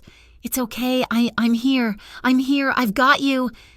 Isabella clung to her, her face buried in Ariana's sweater. "I don't know who I am," she sobbed. "I know," Ariana whispered, stroking her hair. "I know, I'm here." She held her, her eyes locked on mine over Isabella's head. I was the father. She was the comfort. I was the one who had brought the storm, and she was the one who was shielding her from it. I couldn't breathe. I turned and walked out of the room. I was a ghost. I stood in the hallway, leaning against the sterile wall, hollowed out, a monster who had just confessed. An hour later, Ariana came out. Her face was pale, blotched with red, but her eyes were pure, righteous fire. She walked right up to me. Crack! Her hand open across my face. It stung, the sound echoing in the quiet hall. "You bastard," she hissed, her voice shaking with a rage that was deeper than anything I'd ever seen. "Ariana, She didn't ask for this," she cried, her voice low and vicious. "She was fine. She was invisible. She was safe. And she was fine. But you couldn't leave it alone. You had to dig. You had to bring your world crashing down on her." She was hitting me now. her fists pounding on the hard muscle of my chest. "She has fractured ribs because of you. She was left to die in a freezer because she's your daughter. You endangered a girl who never, ever did anything to anyone. I hate you. I hate what you are. I hate what you did to her." I grabbed her wrists, stopping the blows. "Don't you think I know that?" I roared, my own control shattering, the agony of the last few hours, the last few weeks exploding out of me. "Don't you think I know I'm the reason her mother is dead? That my daughter, grew up in an orphanage and was scrubbing my floors. I am a walking plague, Ariana. I know exactly what I am." I was breathing hard, my chest heaving. I had her pinned against the wall. Our faces were inches apart. She was breathless, her eyes wide, all tears and fire. I was breathless, all guilt and broken rage. The air between us was electric, toxic, unbearable. It was all there. The night in her bed, the night of the raid, the confession, the shared trauma. It was need, a desperate, raw, all-consuming need. "I hate you," she whispered again, but the fight was gone, replaced by a terrible, exhausted surrender. "I know," I whispered back, and I kissed her. It was a kiss of desperation, a kiss of guilt and rage, and a craving so deep it was a sickness. It wasn't tender, it was a collision. It was me, a drowning man, grabbing the only piece of wreckage I could find. It was her, hating me and holding on for dear life. Her hands, which had just been fists, tangled in my hair, pulling me closer. My hands were on her waist, crushing her against me, as if I could absorb her, as if I could hide in her. It was a kiss that tasted of salt and tears and blood and a forgiveness neither of us deserved. The kiss in the hospital hallway was a breaking point. It was a raw, desperate, selfish act. And when we finally pulled apart, breathless and shaking, the self-loathing was so thick I could taste it. Ariana's eyes were wide, her face stained with tears and her lips bruised from mine. I can't," she whispered, her voice raw. She pushed against my chest, a weak, trembling shove. "I can't, Luca, us, while she's in there, broken, and it's wrong." She turned and fled down the hall, disappearing into the sterile white glare. I was left alone, leaning against the wall, the slap on my face still stinging, the taste of her on my lips, and the sound of my daughter's broken sobs echoing in my head. We brought Isabella home 2 days later. Home. The word was a bitter joke. I brought her back to the fortress, the place she'd been stolen from. I had her room in the staff wing completely redone. New furniture, a new bed, clothes that weren't cheap orphanage hand-me-downs. I wanted to give her something, anything. It didn't matter. She was a ghost. She recovered physically. The bruises on her face faded from a violent purple to a sick, yellowish green and then disappeared. Her ribs healed, but the girl, Isabella, was gone. In her place was a silent, hollow-eyed creature who flinched at shadows. She started avoiding me. It was a precise, painful ballet. If I entered the library, she would silently stand and walk out. If I was in the dining hall, she took her meals in her room, a tray left by Ariana, who was now her sole jailer, her sole companion. When I did manage to be in the same room, she would not, under any circumstances, meet my eyes. She would stare at the floor, at the wall, at a spot just past my shoulder, her body rigid, radiating a silent, terrifying coldness. My confession in the hospital hadn't been a relief. It had been a final, devastating blow. I hadn't just brought danger to her door. I was the danger. I was the man her mother had fled. I was the source of all the pain.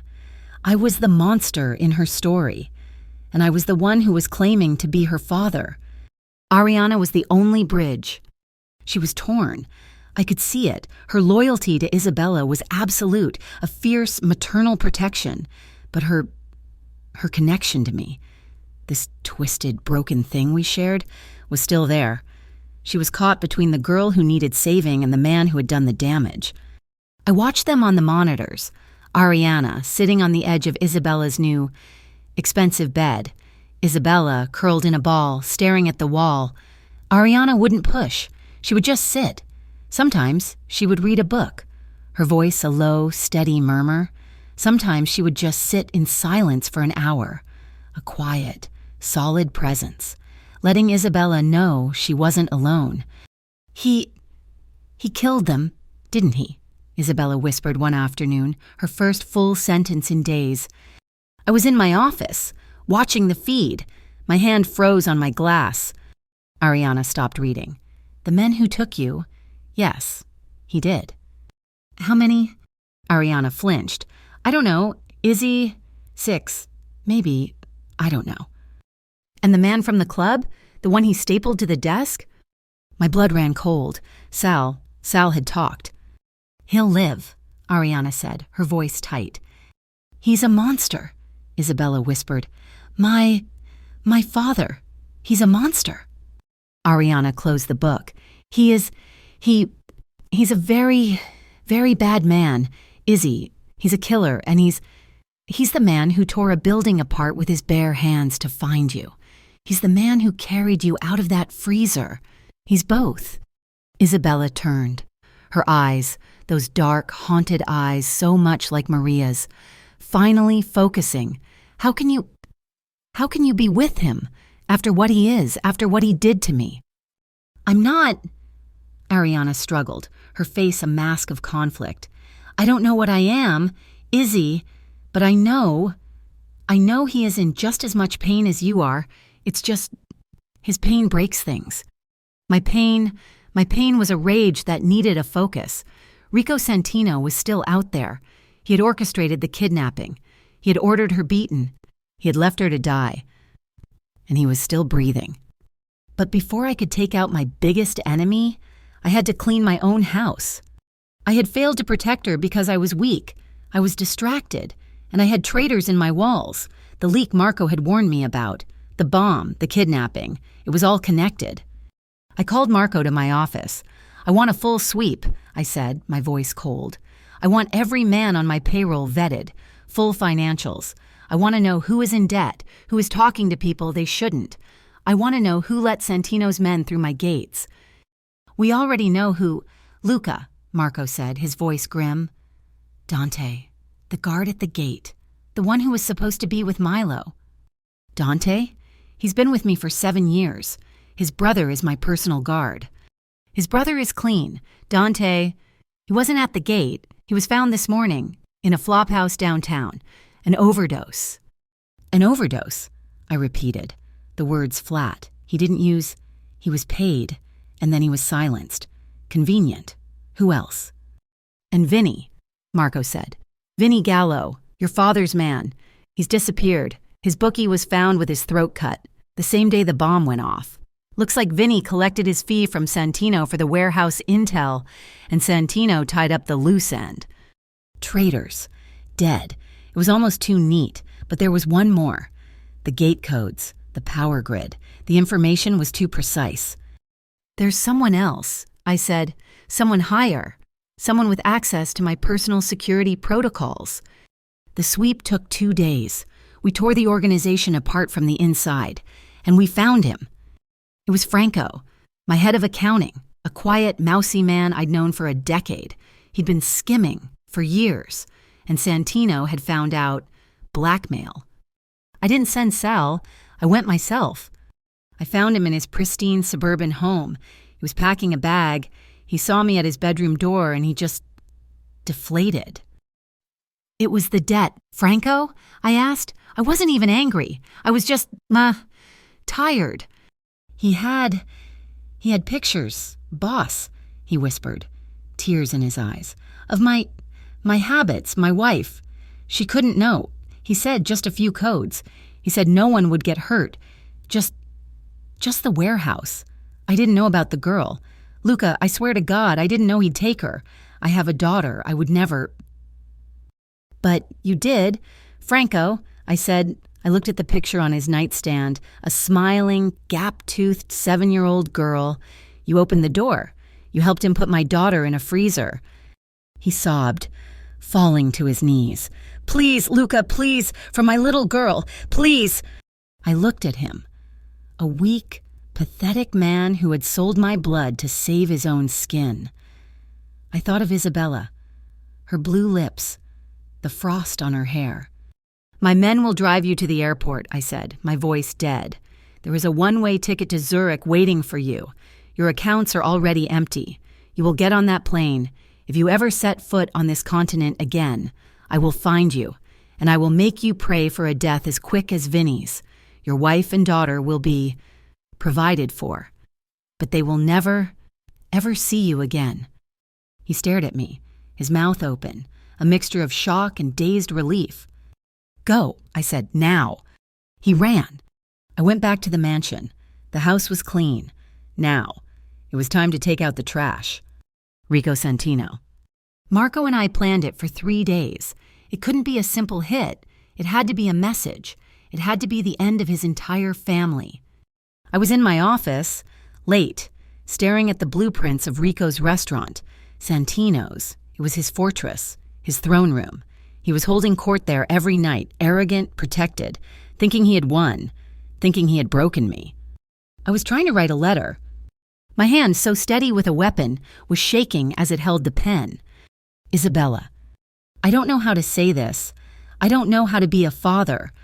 I have been a killer, a boss, a monster, for 20 years. It's all I know.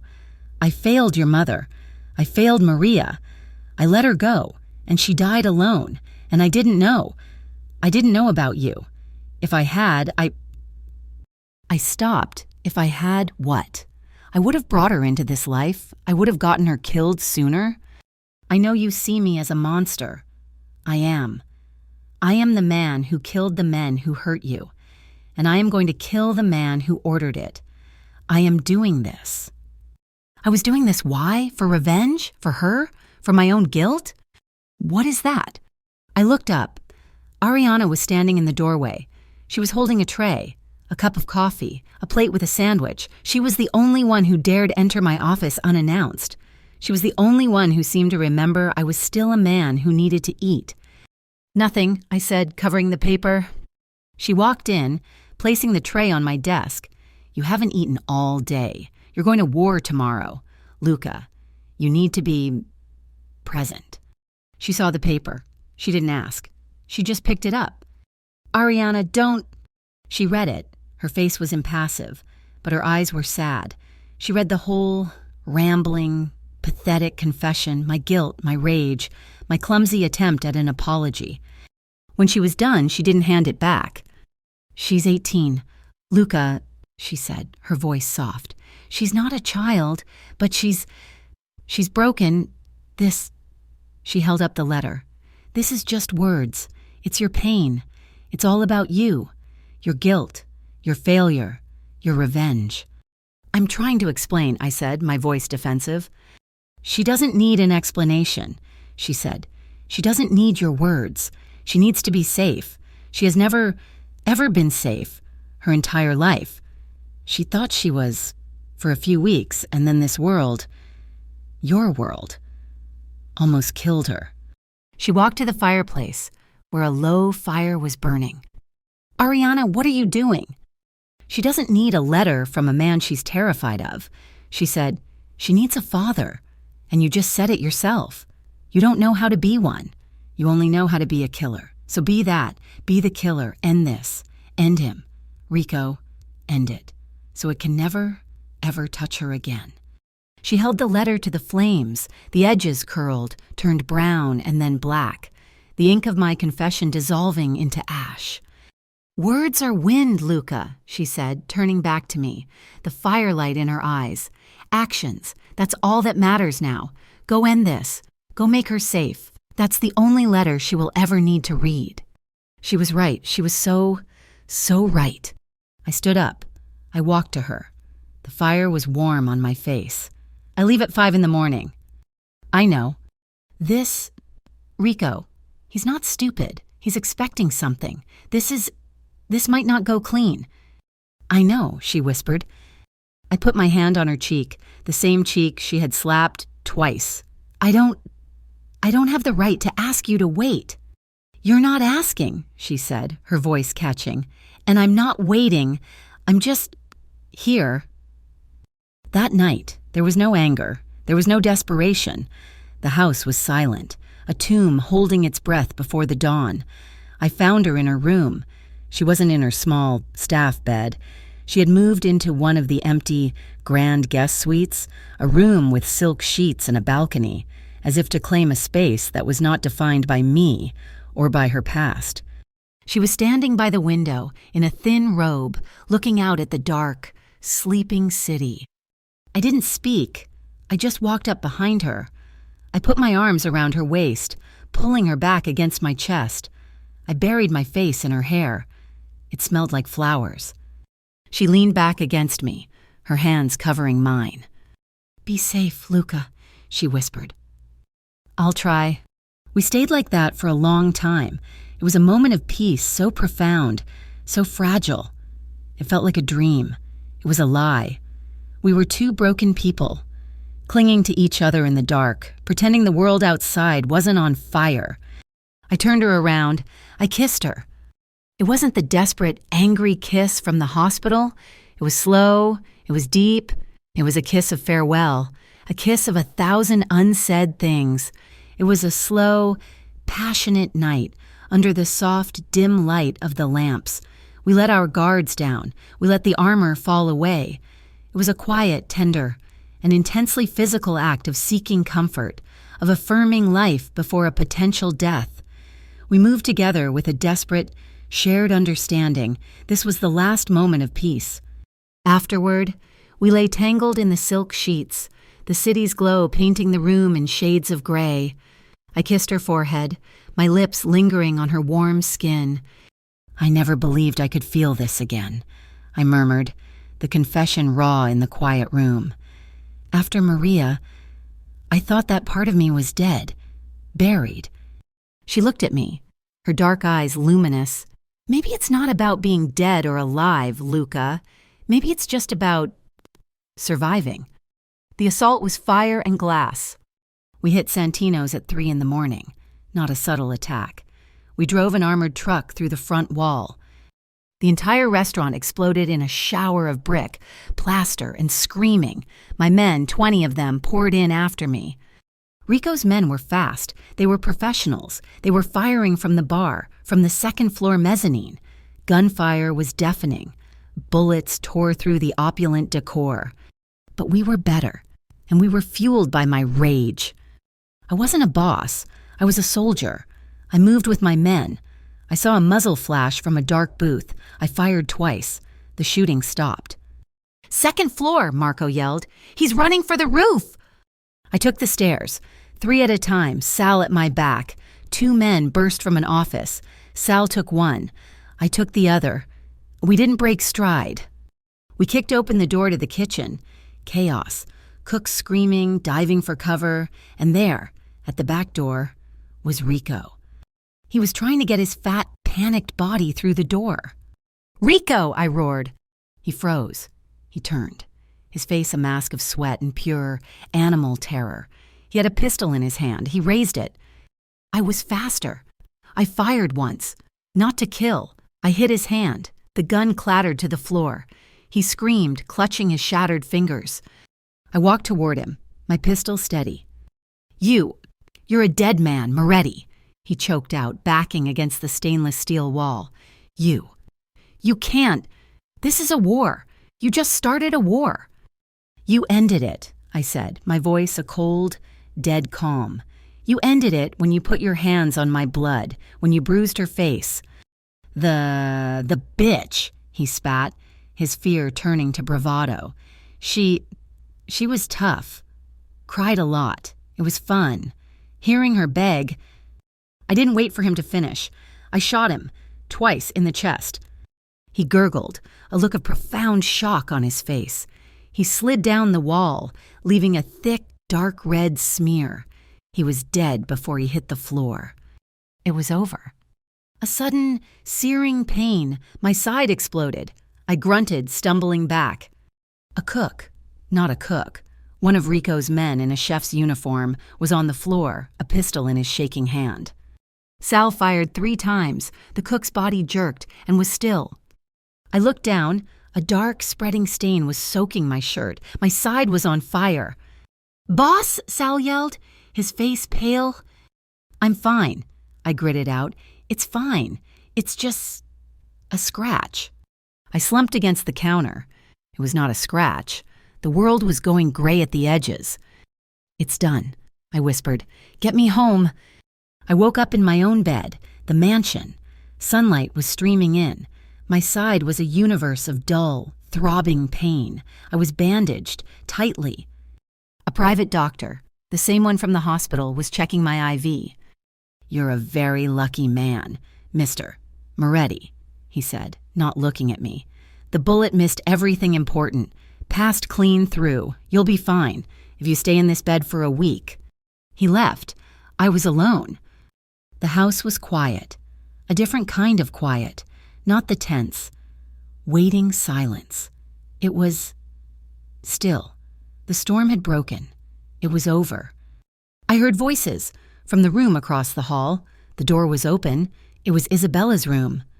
I sat up, the pain making me hiss. I pulled the IV stand with me. I was weak, unsteady, but I stood. I walked slowly, painfully to her door. I stood in the hallway, leaning against the frame. Isabella was sitting in a chair by the window. Ariana was sitting on the bed, across from her. In her hand, Ariana was holding a small, worn, leather-bound book.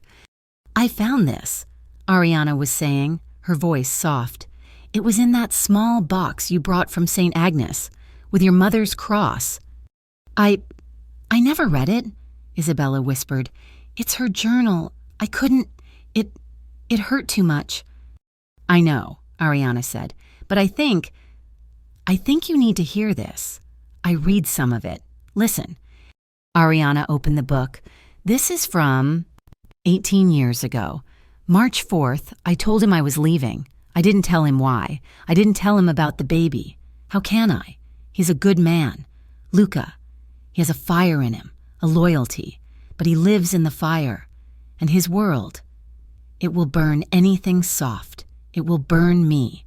And it will burn this child." Isabella was silent, her hands twisting in her lap.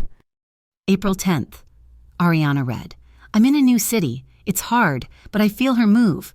My daughter, I will call her Isabella. I miss him. I miss his laugh. I miss the way he held me, like I was the only thing in the world that was real. But I see his name in the papers, the violence, the blood. I made the right choice. I have to protect her. I will love him from afar, and I will protect our daughter from him." Isabella let out a small, choked sob. May 2nd. Ariana's voice was thick with emotion. "She is so beautiful. She has his eyes, dark and serious, but she has my smile, like I will tell her about him, one day, when it's safe. I will tell her that her father was a strong man, a proud man, and a man I loved, but a man who was lost to a world that eats men like him alive." Ariana closed the book. Isabella was crying, quietly, not the broken, hysterical sobs from the hospital. These were tears of grief, of understanding. She looked up, and she saw me, standing in the doorway, wounded, watching her. Our eyes met, her, the girl who had been terrified, me, the monster who was her father. She saw the bandages. She saw the pain in my eyes. She stood up. "Isabella," Ariana said, alarmed. Isabella didn't look at her. She just looked at me, at her father, the man her mother had loved, the man who had just gone to war for her. "I want to see him," she whispered, her voice trembling but clear. I want to see my father. I was a king whose kingdom was in ashes. My body was broken, my organization purged, my greatest enemy dead. But the victory felt hollow, a rattling, empty thing. I had won the war, but I was still standing in the ruins. It was 3 days after the raid, 3 days of my doctor pumping me full of antibiotics and ordering me to stay in bed, and 3 days of me ignoring him. The bullet wound in my side was a hot, angry fire, a constant reminder of the price I had paid, of the price she had paid. I heard her voice in the hallway, that quiet, hesitant whisper that had replaced her fear. I want to see my father.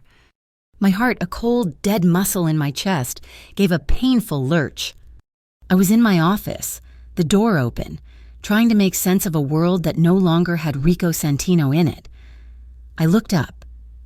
She was standing there, in the hallway, Ariana at her side, a quiet, protective shadow.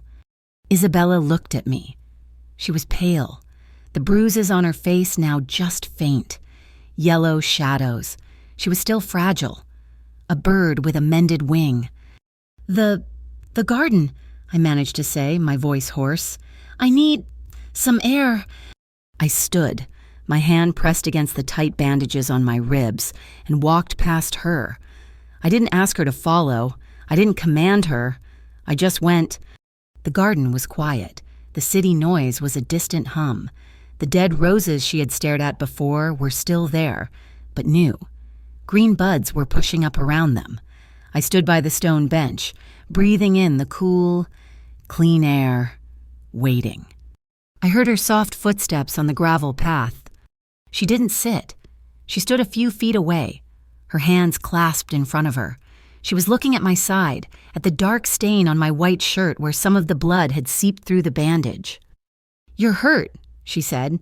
"It wasn't an accusation, it was a fact." "It's nothing," I said. "It's done. He's gone. Rico, he won't ever touch you again. You're safe." I said the word, safe. The one thing she had wanted, the one thing I had stolen from her. She looked at me. Her eyes, those dark, serious eyes that were all Maria's, finally meeting mine. The terror was gone. The hollow, dead look was gone. She just looked lost. "Ariana read me my mother's letters," she said quietly. I nodded. I had heard. "She loved you." A lump of granite formed in my throat. I couldn't speak. I just nodded again. She was afraid of you, too. Afraid of this." She motioned around her, at the high walls, the silent guards, the fortress that was my life. "She said you were a good man, but that you lived in the fire." "She was right," I whispered, my voice breaking. "She was right to run. She was right to protect you from me." "Was she?" Isabella asked, and the question was so genuine it pierced me. I spent my whole life with nothing. I was poor. And I was nothing. And then she died. I was alone. She took a small, shaky breath. "And then I came here. And you. You found out. And you burned the whole city down for me." "Izzy," I choked out. "I don't hate you," she said, cutting me off. The words hit me harder than any bullet. I'm scared, and I'm angry. I'm angry that my mother is dead. I'm angry that you weren't there. And I'm so confused." She stepped closer, her hands twisting. "I don't know who I am. I don't know how to be a daughter, especially your daughter." She was weeping now, quiet, frustrated tears. I wanted to hold her. I wanted to pull her into my arms and promise her the world, but I knew. I finally knew. That was the one thing I couldn't do. I couldn't force it. I couldn't demand it. This was the one thing in my life I couldn't control. So I just stood there, my own tears blurring her face. "It's okay," I said, my voice thick. "It's okay, because I don't know how to be a father." I let out a broken half-laugh, a sound that was more of a sob. I'm new at this, too." I held out my hand, not to grab her, palm up, an offering, a question. She looked at it for a long, long time. Then, with a trembling, hesitant hand, she reached out.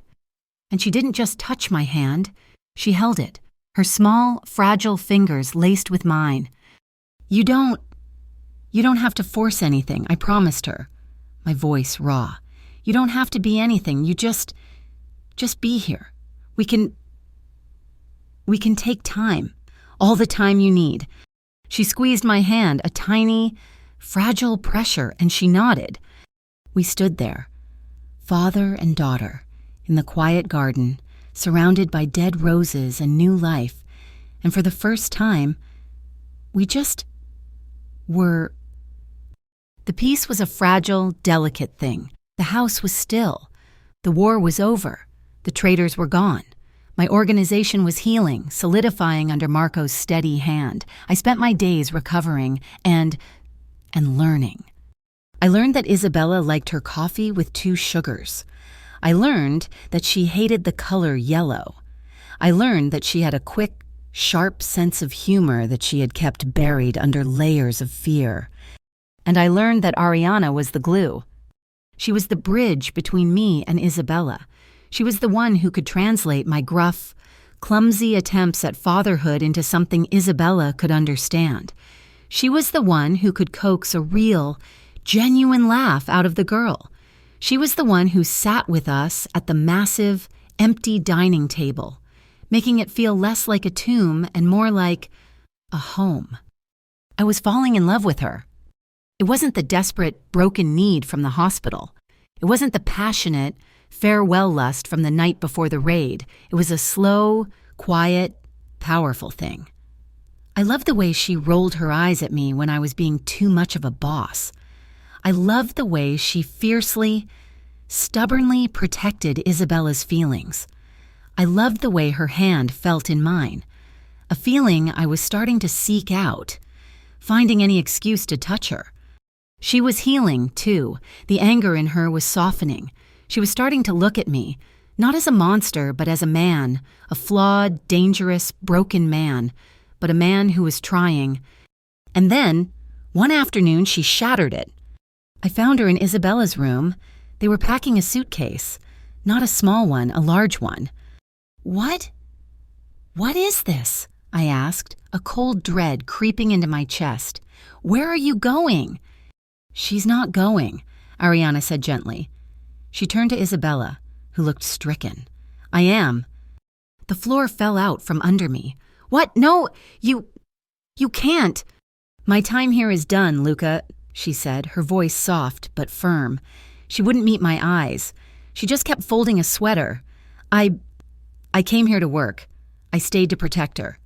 She looked at Isabella with a watery smile. And she doesn't need protecting anymore. Not like that. She's safe. But what about us? The words sounded weak, childish. You're safe too, Luca, she said. No, Isabella cried, grabbing Ariana's arm. You can't leave me. You're my best friend. You're family. I'll visit Izzy, I promise. Ariana's voice was thick with tears. But I can't stay here. This isn't my world. I don't belong in this house. She was leaving. She was walking away. I couldn't breathe. She finished packing the small bag. She hugged Isabella, a long, tight embrace. Be happy, she whispered to her. You deserve it. She turned. She picked up her bag, and she walked past me, out the door. I followed her, my feet like lead. She was at the grand staircase. Ariana, wait! She stopped, her back to me. Don't, I said, my voice raw. Please, don't go. She turned, her face a mask of tears. Why? Give me one reason, Luca, one real reason. Am I your comfort? Am I the one you run to when you're broken? Am I just part of the spoils of your war? No, I said, walking down the stairs toward her. No, you're the one who saw me, the real me, the one who saw the monster and the broken man, and you didn't run.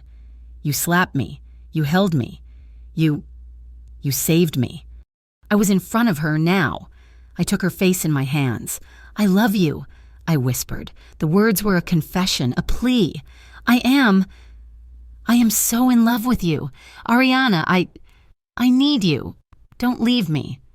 And what happens when I stay? She wept.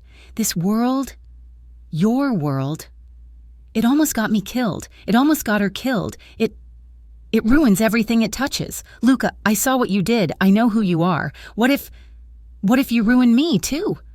I am terrified of that, I said, my voice hoarse. I am terrified every single day that I will pull you into this fire and burn you alive, just like I did with Maria, just like I almost did with Isabella. I rested my forehead against hers, but I am more terrified of letting you walk out that door. If you go, the light goes with you. She looked at me, her dark eyes searching mine. She was looking for an answer, for a promise I couldn't make. Then she rose on her toes. She kissed me. It was a kiss of silent, absolute desperation. It was a kiss that said, I love you, and I am so scared. It was a kiss that tasted of salt and goodbyes and a love that had no place in this world. She held my face for a second longer, her thumbs wiping the tears from my cheeks. And then she let go. She picked up her bag, and she walked out the door. I didn't follow her. I just stood there, in the grand, empty hall, a king of a silent, lonely castle. 1 week later, the house was impossible. It was so quiet. Just me and Isabella. We ate breakfast. We ate dinner. We talked about her mother, about the college applications I was funding, about nothing. We were two strangers, bound by blood, trying to build a bridge, and the architect was gone. The day came. She was leaving.